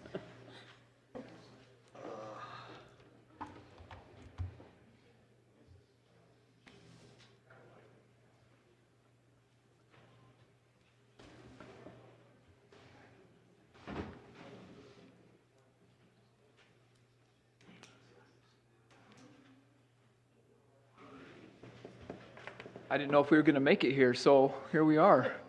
This has been a great process to work through the winery discussion. You've been through this a lot longer than the Planning Commission has, as you've considered the ordinance amendment that allowed alcohol production in the county. So you're just seeing the back end of all of this. What I've got here is kind of a brief overview of some of the pieces that were involved with what you have before you is a recommendation from the Planning Commission, a unanimous recommendation from them so far as the requirements that may be attached to the winery use-related definition. So I'll go through that. There's really three sections we're going to talk about. We're going to talk about timeline, those guiding questions that I referenced with you, and then that proposed land use amendment. So as we look at kind of that timeline, April 2021, the code was amended to allow that wow, I can't say it apparently, alcohol production. Been drinking? I left my bottle back at my seat. I don't know what's in it. Yeah. But then again, this specifically to that required, again, the, trying to fluster me. Sorry. That required the Planning Commission, or the council in this case, first to consider a land use ordinance amendment, and then adopt a land use ordinance amendment before that ordinance to allow alcohol production could take effect. That's our part that we're looking at. So initially, the council looked at a couple different options. You looked at if you were going to amend the agritourism ordinance to include this piece, or you would create a separate use type that would address this. With much discussion, it was decided that a single use type would be addressed because it was a simpler, clearer process, but there would be need in the future to amend the county agritourism ordinance. But in this case, it was simply for the winery use type. And the commission agrees with that. They think that's the best approach. Oh, I'm going to draw one point that kind of ties into these things. The commission had this discussion quite a bit, is how are we drawing this line between agriculture and manufacturing? That gets to be somewhat of a gray line sometimes, and agriculture and commercial operations. And so agritourism is walking that line very closely. And so they were trying to be very aware as they assigned some requirements to this winery use type that would help to clarify that distinction. I think I've already covered some of these pieces. They did have a public hearing, and they have that recommendation before you for Ordinance 2021-21 to amend the county land use code. So these are the questions that you discussed, and I'm just going to skip through these unless you have specific questions. I don't want to take a ton of time in addressing these unless there is an issue. First of all, how can the scale of the operation be limited? The most obvious thing as we had our discussion was to restrict the number of cases that the winery could produce in a year. So as that was reviewed, we looked at a number of different case limitations to see what number of cases produced an impact that would be reasonable. So they looked at about 1,000. They looked at a 5,000 limit, and they looked at this 15,000 limit and determined that within that range, that was reasonable to go all the way up to 15,000 cases within a year's time. Because there wasn't a big distinction between 15,000 to 5,000 to 1,000 so far as the impact. Something else that was brought up was maybe the need in the future for a phased approach that would consider different levels of wineries. And that may fit in our current approach in stating that agricultural manufacturing may allow an additional increase, but they would have to then rezone and pursue additional approvals through the county. The second question was, what are the possible impacts to the ag zone? Looking at the 15,000 cases of wine per year seemed to have a pretty small impact in the A10 zone. We were looking at things like traffic primarily, maybe noise, maybe smells. Those types of things are fairly typical in the agricultural use, so it didn't seem to add an additional impact. I'm going to skip down. This is a continuation of that question. If you look at what a typical semi-trailer might pull in and out of that, to give you some reference, standard wine bottle has 750 milliliters of wine. Standard case of wine has 12 bottles. A pallet of wine typically holds 56 cases. And there's approximately 20 pallets that you can fit on a 40-foot long reefer, refrigerated semi-trailer. That's about 1,120 cases per semi-trailer. So if you were to accommodate that, now granted, I'm sure a semi isn't going to come in and pick up 1,100 cases every time, but it gives you a picture of what that traffic may be, what it might look like to accommodate 15,000 cases. Now, that would be a pretty successful, fully functioning operation. I think most of these operations as they get going aren't going to hit that 15,000 cases right off the bat. It will be a gradual, phased growth. This 15,000 allows growth to occur. So that's something else that the Planning Commission was trying to be conscientious of, is are we setting up a use where they're going to immediately fail because there's not a sufficient amount of flexibility. So that's what the 15,000 also reflects. Let's see here. We also went and visited Slide Ridge, which is a local winery in Mendon, to get kind of a feel for what their operation was. It wasn't quite apples to apples on the comparison because they handle 20 to 30 cases of wine per year as opposed to 15,000. There are some pretty strict and challenging regulations when you look at different code requirements between the states. Each state has its own rules for how you handle alcohol. So if you're going to sell outside of the state of Utah, there's some challenges associated with that. And if you're not equipped to handle those challenges, it's difficult. But it did give our commission a pretty good feel for what might be involved for this type of a production. And they felt very confident with the 15,000 case limit based on what they saw. Third question, how is the preservation of ag land encouraged? There are some restrictions that you'll see as we work through this piece of code, that each set of requirements limits what can happen. So we're going to look at this really quickly. First, it has to be accessory to a primary ag production use. Second, it has to be on land that qualifies as land under ag use under the Farmland Assessment Act. Typically, you're going to consider Greenbelt as a reference there. It's got to be a minimum of 5 acres that's in production. So if they've got 5 acres but then have a house or a structure on it, that's just subtracted from that area.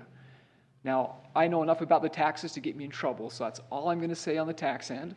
But we would recommend, and what we did recently with a similar type agritourism use that came through our planning commission, is we discussed this with the county assessor's office, with Dixie Page, and with Kathleen if needed, to see if they can qualify under the Farmland Assessment Act as land in agricultural production. So that would be the same here, as we refer and rely upon our county assessor to help us make that determination. Let's see. Question 3 again. We identified a minimum of 51% of the ag products must be grown within the county.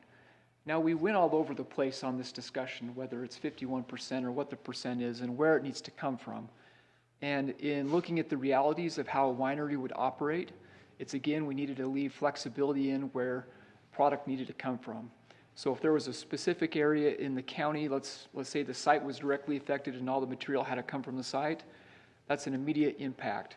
So as you read through this, you'll notice that there's 2 exceptions at the end. That's specific to natural disasters and it's specific to initial startup. There's some exception given for where some of that material can be pulled from off the site, outside of the county even. But those are very specific instances.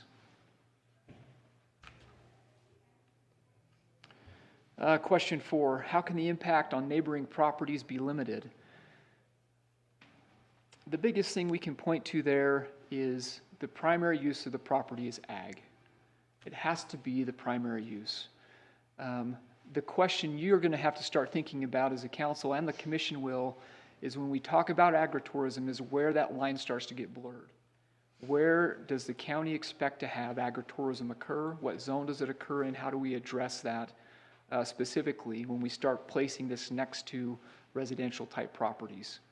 A winery out in the middle of a bunch of ag land is not going to have an impact or probably even be noticed. But when you start putting it next to homes, like where this would be, well, one of the anticipated locations would be is right adjacent to a lot of residential communities and neighborhoods. So that right now is what we have primarily is, it's got to be primarily agriculture and qualify as land under agricultural use as determined by the Farmland Assessment Act. It's also got to be located on a parcel or parcels that are a minimum of 5 acres in size. That means that they can be multiple contiguous acres that are attached to each other that combined would equal more than 5 acres. So if you have a parcel of property, whether you want to put the winery that's only 2 acres in size, but have an adjoining piece that's 3 or 4 or 5 acres, you can combine those and get your sufficient acreage to meet that requirement. The other thing we've noted is the number of cases is limited, no more than 15,000 cases of wine per year, and it's only permitted in the A10, FR40, and resort recreation zones. So it's not permitted in our rural 2 and rural 5 acre residential specific zones. But really I see the primary impact when we start talking about residential impacts would be in the A10 zone where you also allow single family dwellings.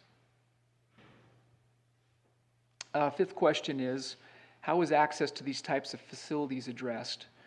That will be through our conditional use permit process. So the county engineer is going to look at this request when we submit or someone submits an application for this type of use and we send it out for review, and they'll have to meet any requirements that the road manual currently requires. There's not an additional requirement that we would see as being necessary for this type of use. Question 6, what amendments to the agritourism definition are needed? I referenced that earlier at the beginning of the public hearing. There was one change in referencing the definition of what small scale might mean, and that's talking about the small scale slaughter facility that was recently adopted, and also wineries, to exclude them as being qualified as small scale processing facilities, indicating that for an approval to be issued for those, they couldn't qualify under agritourism, they could only qualify under those separate use types. And I've already referenced this also, we do recommend in the future amending agritourism ordinance language. Do you want to do that before the whole general plan, or do you want to do it within the general plan? I don't want to think about it right now. Okay. Is that fair? You just tell me that later. You let me know. I think from a timing standpoint, my preference is after the general plan. It depends what year the general plan comes out. I can address that too, but maybe later. I've had a couple questions from David and from council members about when that might happen, and I asked that question to our consultant today, so I can give you some current feedback. But those are the questions you ask a council or a commission to look at. And so they looked at those, and those are their responses with staff's input also on how those were best addressed. And so I'd really be curious if there were concerns with those items that were addressed, those questions that were addressed, that we address those maybe as we look at the code, and I can take some of those, take some of that direction if needed. What I'd like to do right now then is look at the proposed land use or amendment. I'll pull that up on a PDF here and look at that use-related definition, the schedule of zoning uses, and that small change on the use-related definition for agritourism.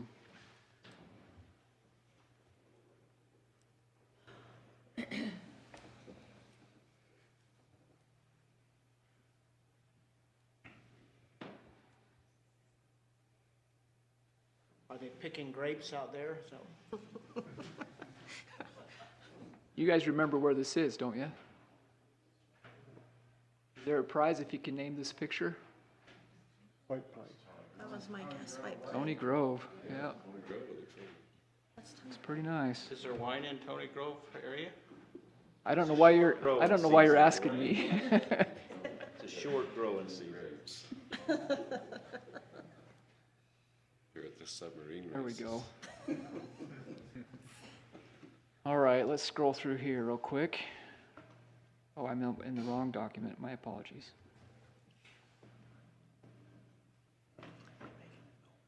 I'm hanging out.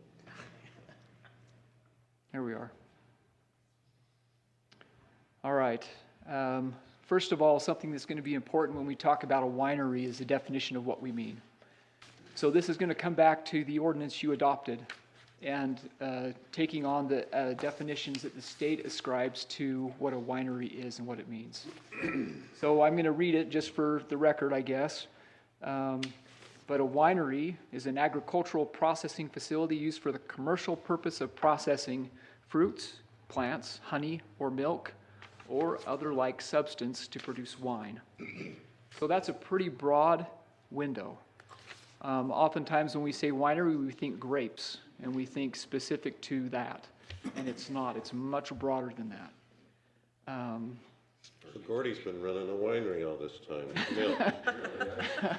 Is milk, can you make wine out of milk? I guess I'm behind.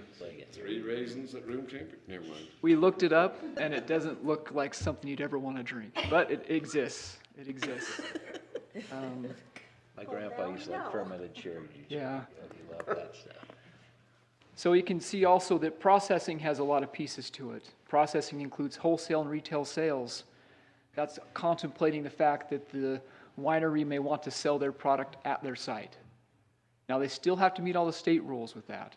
There's packaging agency rules, and you'll see some of that also included in your packet of what that means. I'm not going to go into the details there because that's outside of the scope of the land use requirement, but it is part of the alcohol ordinance that you adopted. Crushing, fermenting, blending, aging, storage, bottling, and administrative office functions. And then again, it points to that section that you've adopted in Title 5.08 that apply to that use type. The following requirements also apply, and here's where you start to restrict where this can occur. Oh, that went too quick. Let's try that again. So a winery must be accessory to a primary ag production use. That means the primary use of the property is for agriculture. It doesn't specify what type of ag is occurring there. It just has to qualify as agricultural production.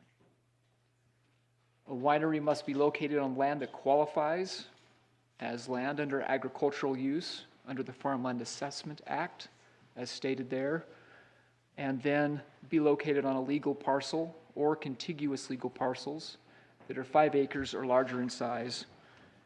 Now, just tonight, as I was reading through this and having some discussion with another staff member here, I'm going to recommend for clarity that that be amended to read, be located on a legal parcel or contiguous legal parcels that are a total of 5 acres or larger in size, just for clarity. That goes along with your greenbelt Yes, definition, doesn't it then? yes. And it extends it just a little bit. Yeah, but you said total of 5. Correct. Minimum. So I could have 2 parcels less than 5 that are totaling 5, right? Correct. And that doesn't meet the green belt. It does meet the Don't green they have belt. to be continuous? And I'll tell you why this is there for clarity. Can't they use the 2 to get greenbelt status together? Yes, you Yes. can. So under the Farmland Assessment Act, those greenbelt rules can be used to apply to parcels that aren't even contiguous. But under that law, don't they say they have to own those, not access them as rental or anything else? Correct. So those parcels, under the Farmland Assessment Act, you have 2 pieces there. So first, it's the Farmland Assessment Act, which is a broader scope. So we're starting here with this, and we keep narrowing that window.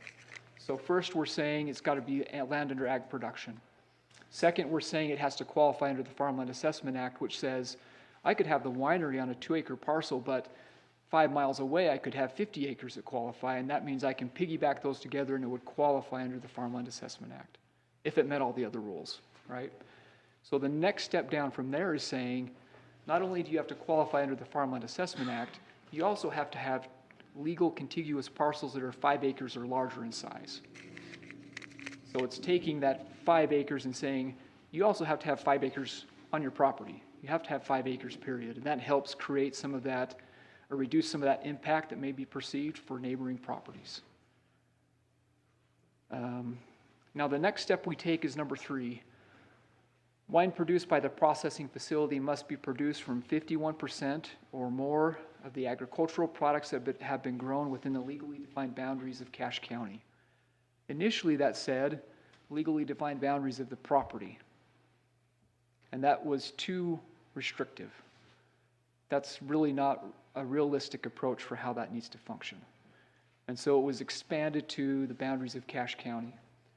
And there are some exceptions to that, as I noted earlier. Well, let's read those. The winery may use agricultural products grown outside the county to produce wine, and a local wine producer may use bulk or purchase bulk beverage fermented, brewed, or distilled by a licensed alcohol manufacturer and blend the beverage with the local producer's alcoholic beverage, basically bringing something in from outside to produce their product, if there is insufficient supply of ag products within Cache County due to an event caused by natural phenomena whose effects were not preventable with the exercise of reasonable care and foresight. That is fairly subjective. I'll tell you right now, that's fairly subjective, but it gives some level of intent for what that is intended to cover. There's flexibility there.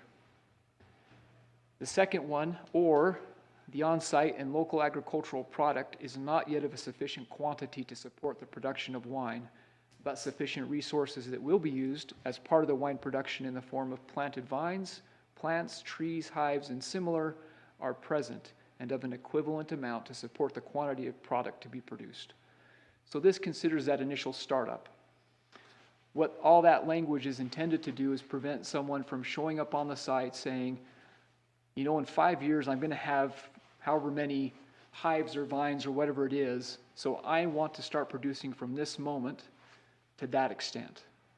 This says they have to have it on site, or they're limited in what they can produce. That's what it's intended to do. So at that point, that's where we've winnowed this down as close as we can to that restriction. The next section is a little bit different. It does a little bit of that, but it's not about the ag use, it's not about the land, it's something else. Now we're talking about retail sales, tours, tasting facilities, and I'll read that here. Where am I? Retail sales, tours, and tasting facilities of wine and related accessory promotional items are also permitted as part of the winery operation. And then there's some subheadings. So a retail sale, tour, or tasting means tours of the winery or tasting of beverages produced by the winery or both during operating hours. The wine producer may serve food in conjunction with tours and tastings provided. The amount and type of food is intended to be secondary and complementary to and part of the tours and tastings. And the food arrives at the establishment ready for service or in a state generally ready for consumption. So that's referring to the fact that this is a tasting winery, not a restaurant with alcohol on the side. The primary purpose of this use is for the tasting in the winery. There are some requirements under the state rules that say that they need to have some food on the site and accommodate that, but that's not the primary purpose of that use. Let's see. Number 5, this is again another restriction on the winery. Production of wine is limited to no more than 15,000 cases per calendar year. And just as a reminder, this is something that they can grow to. Most wineries I don't anticipate would go straight to that point, but we haven't done this before. This is new to the county, and this certainly feels like a middle ground to me that leaves room for flexibility for growth and doesn't artificially block what a business should be able to do in their growth. The last one, number 6, is something that was requested by the council to be added, and you can start to feel the flavor of agritourism in this because it's a straight copy-paste from the agritourism ordinance that allows overnight accommodation at the site. Now, it is fairly challenging because it does require for overnight accommodation that it's a guest room within an owner-occupied dwelling. still has to meet building code requirements. So that's fairly restrictive from the case of not allowing a full recreational type use where it's a separate structure and separate dwelling for those types of folks to stay at and enjoy. Was there a reason on that? Why it was restricted? Yeah. I think for me, if I remember correctly, it came back with agritourism of trying to draw that line carefully between what was still related to ag and what was now more of a recreational or commercial type activity. We had a fairly lengthy discussion about that. And it's- we didn't want to turn it into a hotel. Yeah. I have a question. It has nothing to do with this ordinance, but it's in my mind and I've got to get an answer for it. How many cases of wine can 5 acres of grapes produce? Does anybody know? I can't remember to tell you. I know we've had that discussion and I don't remember off the top of my head. Is it a lot? I don't know. I could refer to the applicant. What's that? So in 5 acres, you're not gonna make 15,000 cases of, so if you're gonna make 15,000 Probably getting close to 60 acres. Yeah, that's, you'd have to be a pretty big operation. But that's for grapes, I would assume. That's great. So remember, winery is broader. And so I can't say for certain what that would mean for apples or milk or potatoes. I don't know. That's a challenging question to address. There's a song about that, isn't there? So we really are testing something new for the county. And we're going to have to learn through this. I guarantee you this quote isn't perfect. As soon as we test it, we'll find all the holes, which unfortunately is how that tends to function when we haven't done it before. We've done the best we can pulling from other resources to say what seems to work for the county here. But I do feel like we just put our toe in the water and we're not quite got our head wrapped all the way around what this means, because it's going to tie into some bigger pieces that we haven't talked about yet. Does this section cover hard cider? Is it? Yes. I thought it was in there when we originally did it. Because I know there's people, I was approached by 10 years ago, people in Paradise that wanted to do hard cider. Yeah, fruits, plants, honey, or milk, or other like substance. It's pretty broad. And I noticed I finally found my elusive 4 rooms. It went here rather than the other ordinance, huh? Yeah, 4 rooms right here. No more than 4 guest rooms with a maximum of 2 per room. I don't remember why the 15-year age limit is there. I don't recall. Yeah. I'm going to skip down really quickly to this other piece. It's probably a little less controversial.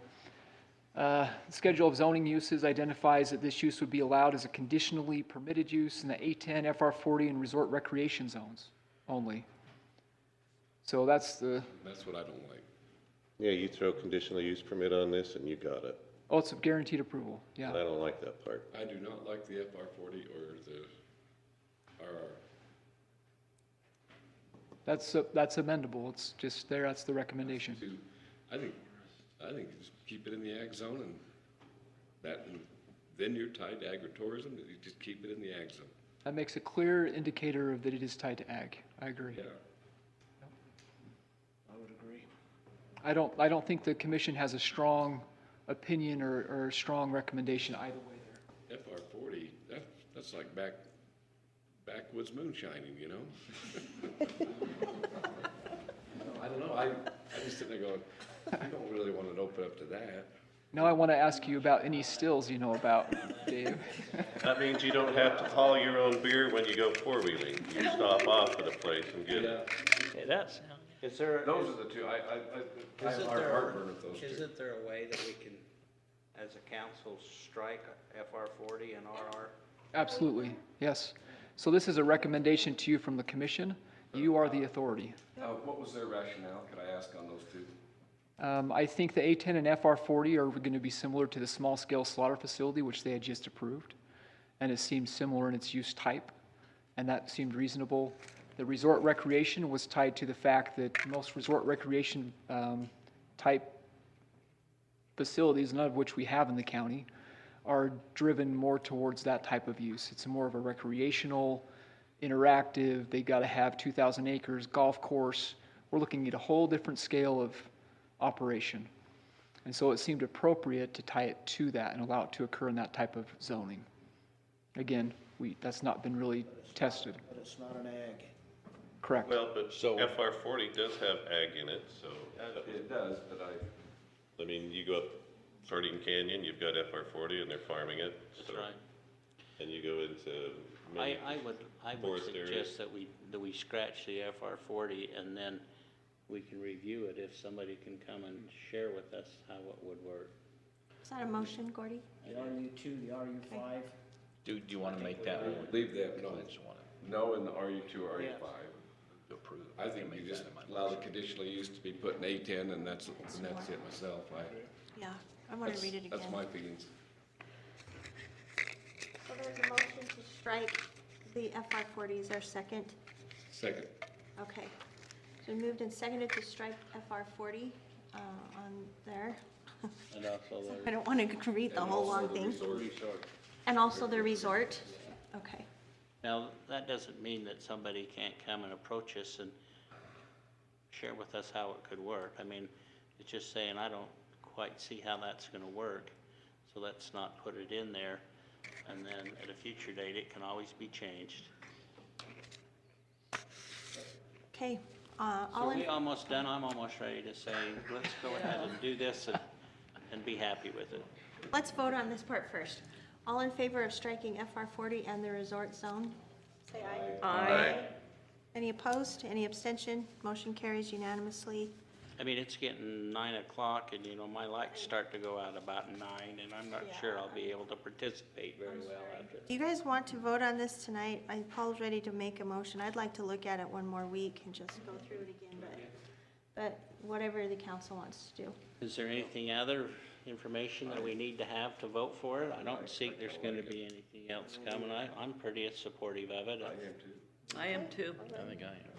Paul, you can make your motion if you want to. All right, well, if we do that, I mean, it looks like they've addressed everything that we've talked about. I think We so. They did a beat fantastic this job. horse until it was dead, buried it, dug it back up, beat it I again. ran into Keith Mickle, believe it or not, at a parts store.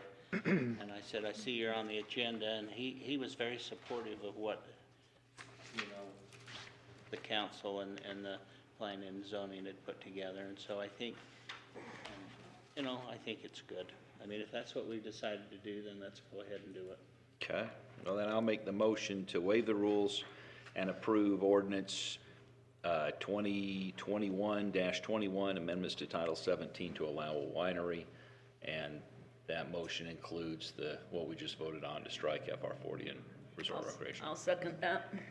Okay, it's been moved and seconded to approve with the amendment ordinance 2021-21 amendments to Title 17 to allow a winery. All in favor? Aye. Now, I Any would like, opposed? go ahead. Any abstention? No, motion carries unanimously. I would like Mr. Mickle to bring us a sample of grape juice that's not alcoholic. No. I'd like to taste his grapes. Okay, I think they're just gonna be honorary county council people with as long as they've been here, so. okay. In the interest of time, let's move quick to Resolution 2021-19, approving an interlocal and intergovernmental housing agreement for housing inmates at the Cache County Jail. Is the sheriff still here? I think he left.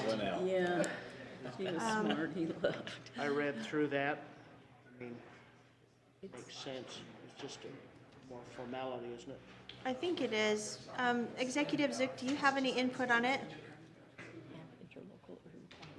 Or Bryce, do you have any input on that? Or Executive Zook? Do you have anything to add on this I'm sorry, agreement? Janine was just adding something.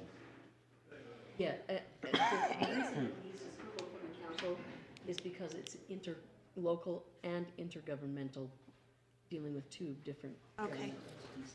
So it really, it's a contract that has Formality. already been approved, but it needs official. That's what he's been doing with all the different counties, bringing them in from, yeah. I would then waive the rules and make a motion to approve Resolution 2021-19, resolution approving the interlocal and intergovernmental housing agreement for housing inmates at the Cache County Jail. Second. Okay, it's been moved and seconded to approve Resolution 19, and Carl just described it, so I'm not going to re-say it. Is there any further discussion? Hearing none, I'll proceed to vote. All in favor? Aye. Any opposed? Any abstention? I abstain because I forgot to read it, so I don't want to vote on something I didn't read. Okay, we'll move to item 11C, discussion regarding the Agricultural Protection Area Advisory Board. So let me give you a little background on this. We've had a resident who came to her attention that our Agricultural Advisory Board just kind of died, and so we wanted to get the council's feelings on whether or not we should restart this. I had some good conversations with Chris Harrell. And I also asked Casey Snyder if he'd be here. And Casey has been great to sit here for a long time. Casey, do you want to, Casey's got a background, of course, in agriculture and preserving agriculture, and have some words if you want to come up here to add for us. Yeah, please. I will say, the best thing I've seen tonight is that after a riveting discussion about COVID, we had an even more riveting discussion about wine. So that's proof that COVID will drive anybody to drinking. So stay a little longer and we'll give you the second version of wine. WHIN. There you go. There you go. Talk about the cheese. Yeah, exactly. Well, you know, it's never a dull moment here in Cache County. I should come more often. So, well, I kind of wanted to maybe tailor my discussions, and Chris and I had this discussion prior. So you've got the protection side of this and the ag advisory side. And so they're very separate animals, and I know on the agenda item it's more on the protection side. If the council's okay with that, I'd more like to direct my comments at the advisory board proper, if that's okay. So as some of you were probably participating in that. I know Joe Furman participated in it almost 15 years ago. The Ag Advisory Board was kind of put together at that time because we were losing agriculture in this county quicker than we had ever seen before. You fast forward now to where we're at now, and it's light years of where it was 15 years ago, and our community is losing what is a base industry, which is a good and a bad thing, right? Our kids are able to find work here, we're able to grow, our economy is doing very well, but we're not taking care of the things that have always been fundamental to who we are as Cache County. And one of the frustrations that I've always had, whether it's in the legislature or anything else, is agriculture is always seen as the place where we'll put something else, right? Something is usually agricultural zone, and we hold that sort of open because maybe one day we'll have an industry of some sort there, or a housing development of some type there. It's not prioritizing it. It's always the space where we'll fit something else. And one of the things that I think that is worthy of discussion is finding ways that you can prioritize the existence of agriculture like you would prioritize the existence of anything else, rather than seeing it only as second fiddle. Identifying the prime agricultural lands and then moving forward with whatever means possible to incentivize those industries to stay in business or to protect those spaces long term through a series of financial incentives. I know when the advisory board met prior, they identified critical areas for agriculture in this valley, and it was mostly the west side and where there were some prime soils and critical irrigation infrastructure.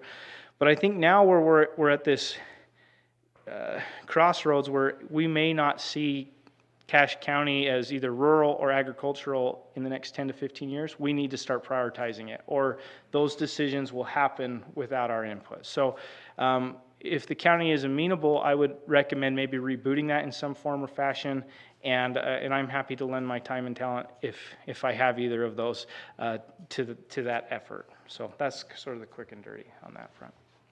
Thank you, Casey. Question, Council. We haven't dissolved the ag set-aside board. What's it called? Agricultural Advisory Board. We've never set it aside. It might not be meaty. It might need new members. It's defunct. I mean, it's not meeting. We don't know who the members are. Chris, do you want to speak to that? He's been working on this. Joe, are you the only living one left? Thank you, Casey, Joe, by the way. are you the only living one left that was on that board? Well,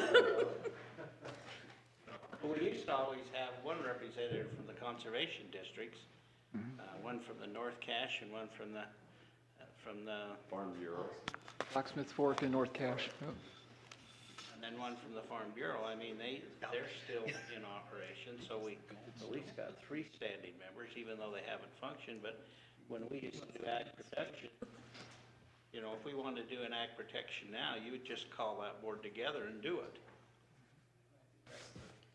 Yeah, I can address some of that. I did a little bit of digging around after talking to Madam Chair about the Agricultural Protection Area Advisory Board, who primarily is going to look at your ag protection areas. And the last time you had one come through, it just kind of went through a process. It went to the board, who we typically send it to, but it was just checked marked by one person and sent back. It didn't go through the right process. Now that's water under the bridge. It's not an issue presently with how that occurred. But I reached out to that same group, to the conservation, talked to Terry Spackman, and I forgot the other guy there on the North Cache Conservation District, and just to get a feel from them if they'd been operating as a board or what's been going on, not in the district, but under this Ag Protection Area Advisory Board. And they said not really, that kind of has not been functioning. And so that's when I shared that, and we've had these discussions of trying to resolve what the next steps might be.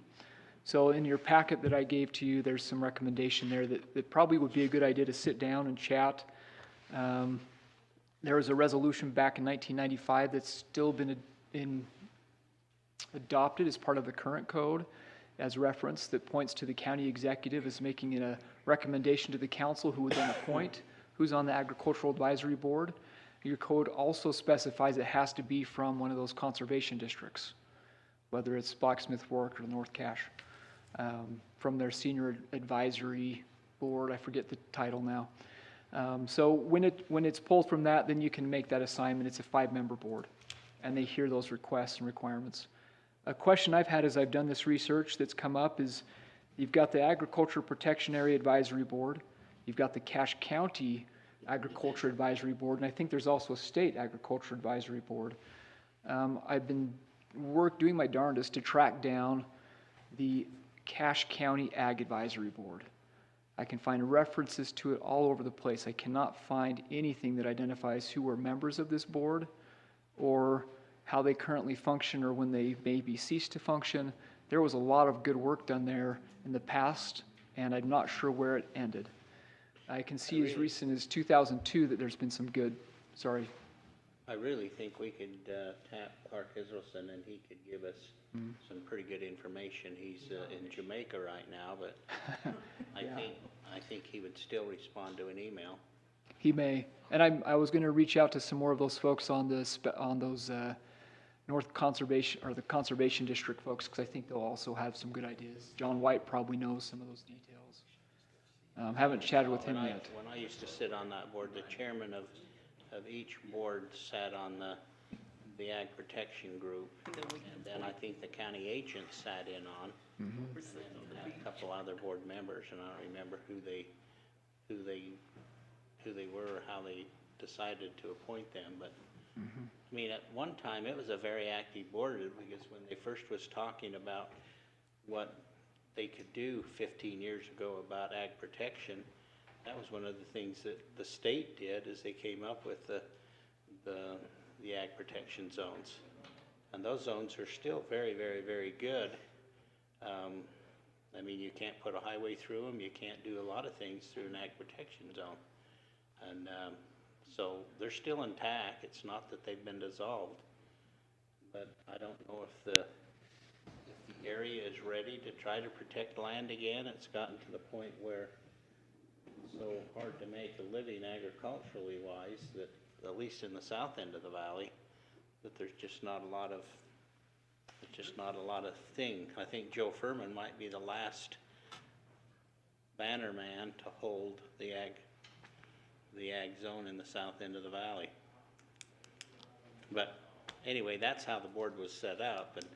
And in years ago, when I was on the Blacksmith Fork board, I was active in that, and then when I got appointed to the county council, I had to resign.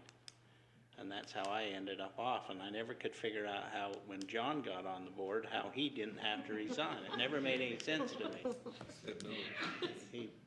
Anyway, that was, I remember Attorney Daines come out and said, we're gonna appoint you to the board, but you have to be willing to, you know, put in your resignation on the Blacksmith Fork board. And so we did. I think the timing is ripe, with the general plan being wrapped up. Well, I said I'd talk about that, didn't I? Sorry, David. That is a priority that's surfaced so many times, is open spaces and the love of agriculture. The problem is, our aging farmers, they're looking at their retirement. That is their retirement with a family that's underneath them that maybe doesn't want to farm or has other occupations. But they still want to keep that in agriculture, but they don't want economics swallowed up with homes. So I think this Ag Advisory Board could look at very innovative ways to possibly, I don't know, I keep looking at like 20, 25-year leases of open spaces or things like that that can be functioning or something. Just to keep them open spaces as long as possible to where people start prioritizing it and say, you know what, as a group here in the county, we want to invest themselves in these open spaces more. I don't know. I think there's the two. other thing Yeah, Jake, come on up here. I think there's two. that they was doing a lot of is that at that particular time, there was a big push for selling your development rights. And so you saw quite a bit of that going on, and I'm assuming that's still going on, but you're not hearing enough about it anymore. That's not happening presently.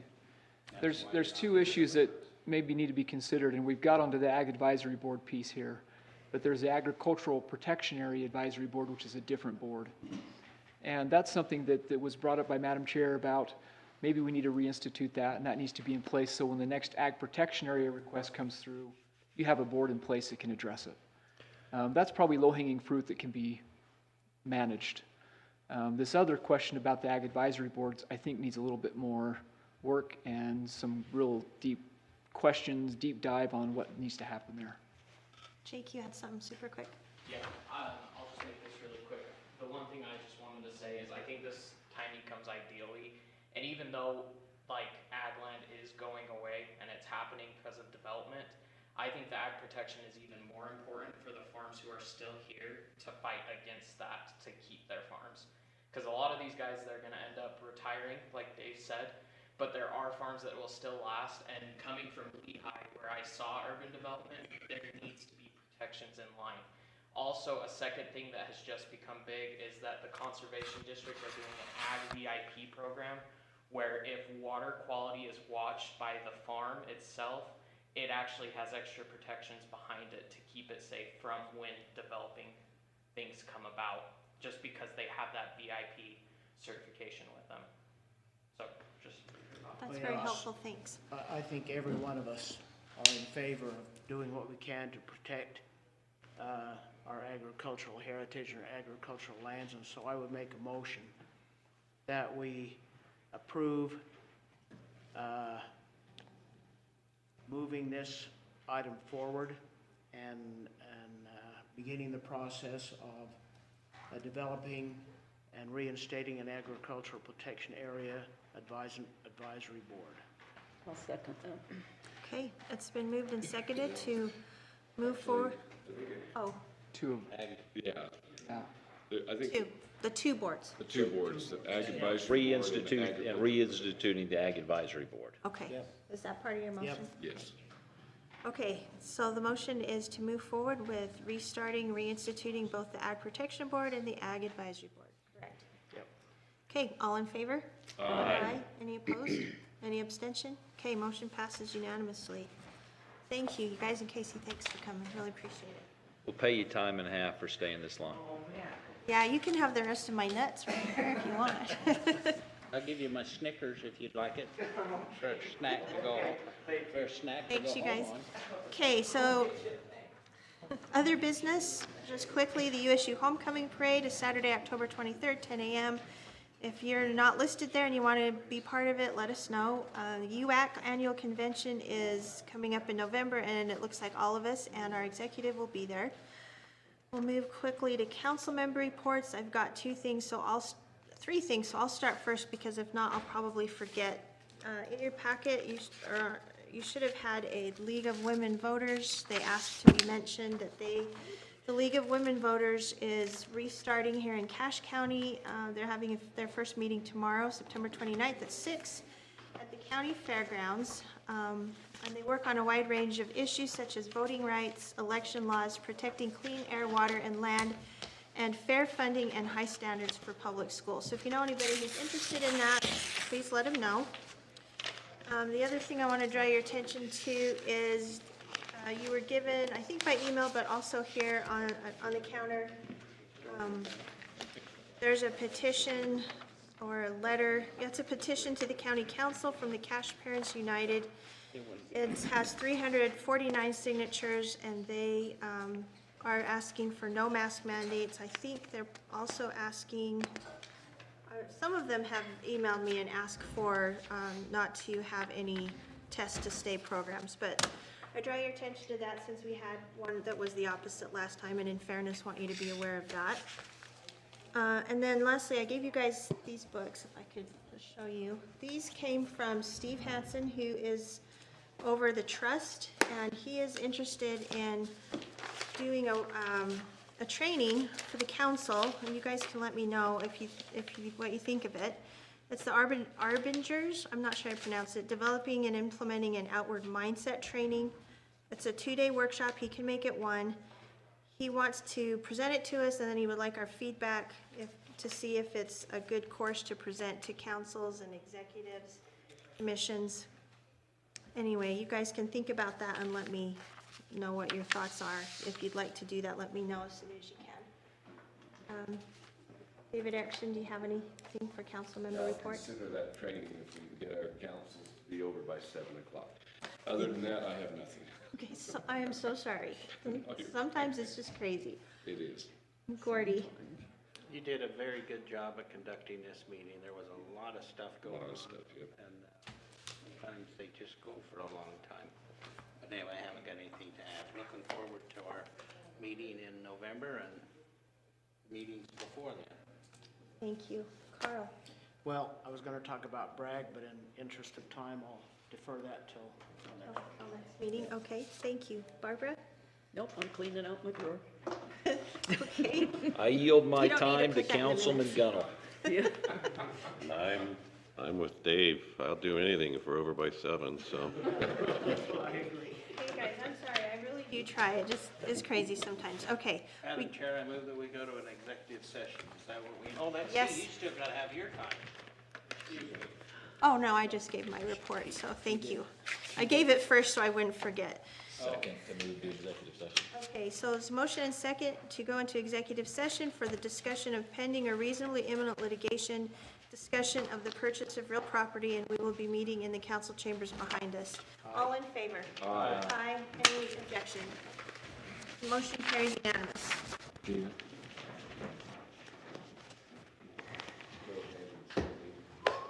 We got some switches that need to be. Okay. That was. Come on. What's that? Thanks, Gina. Yeah.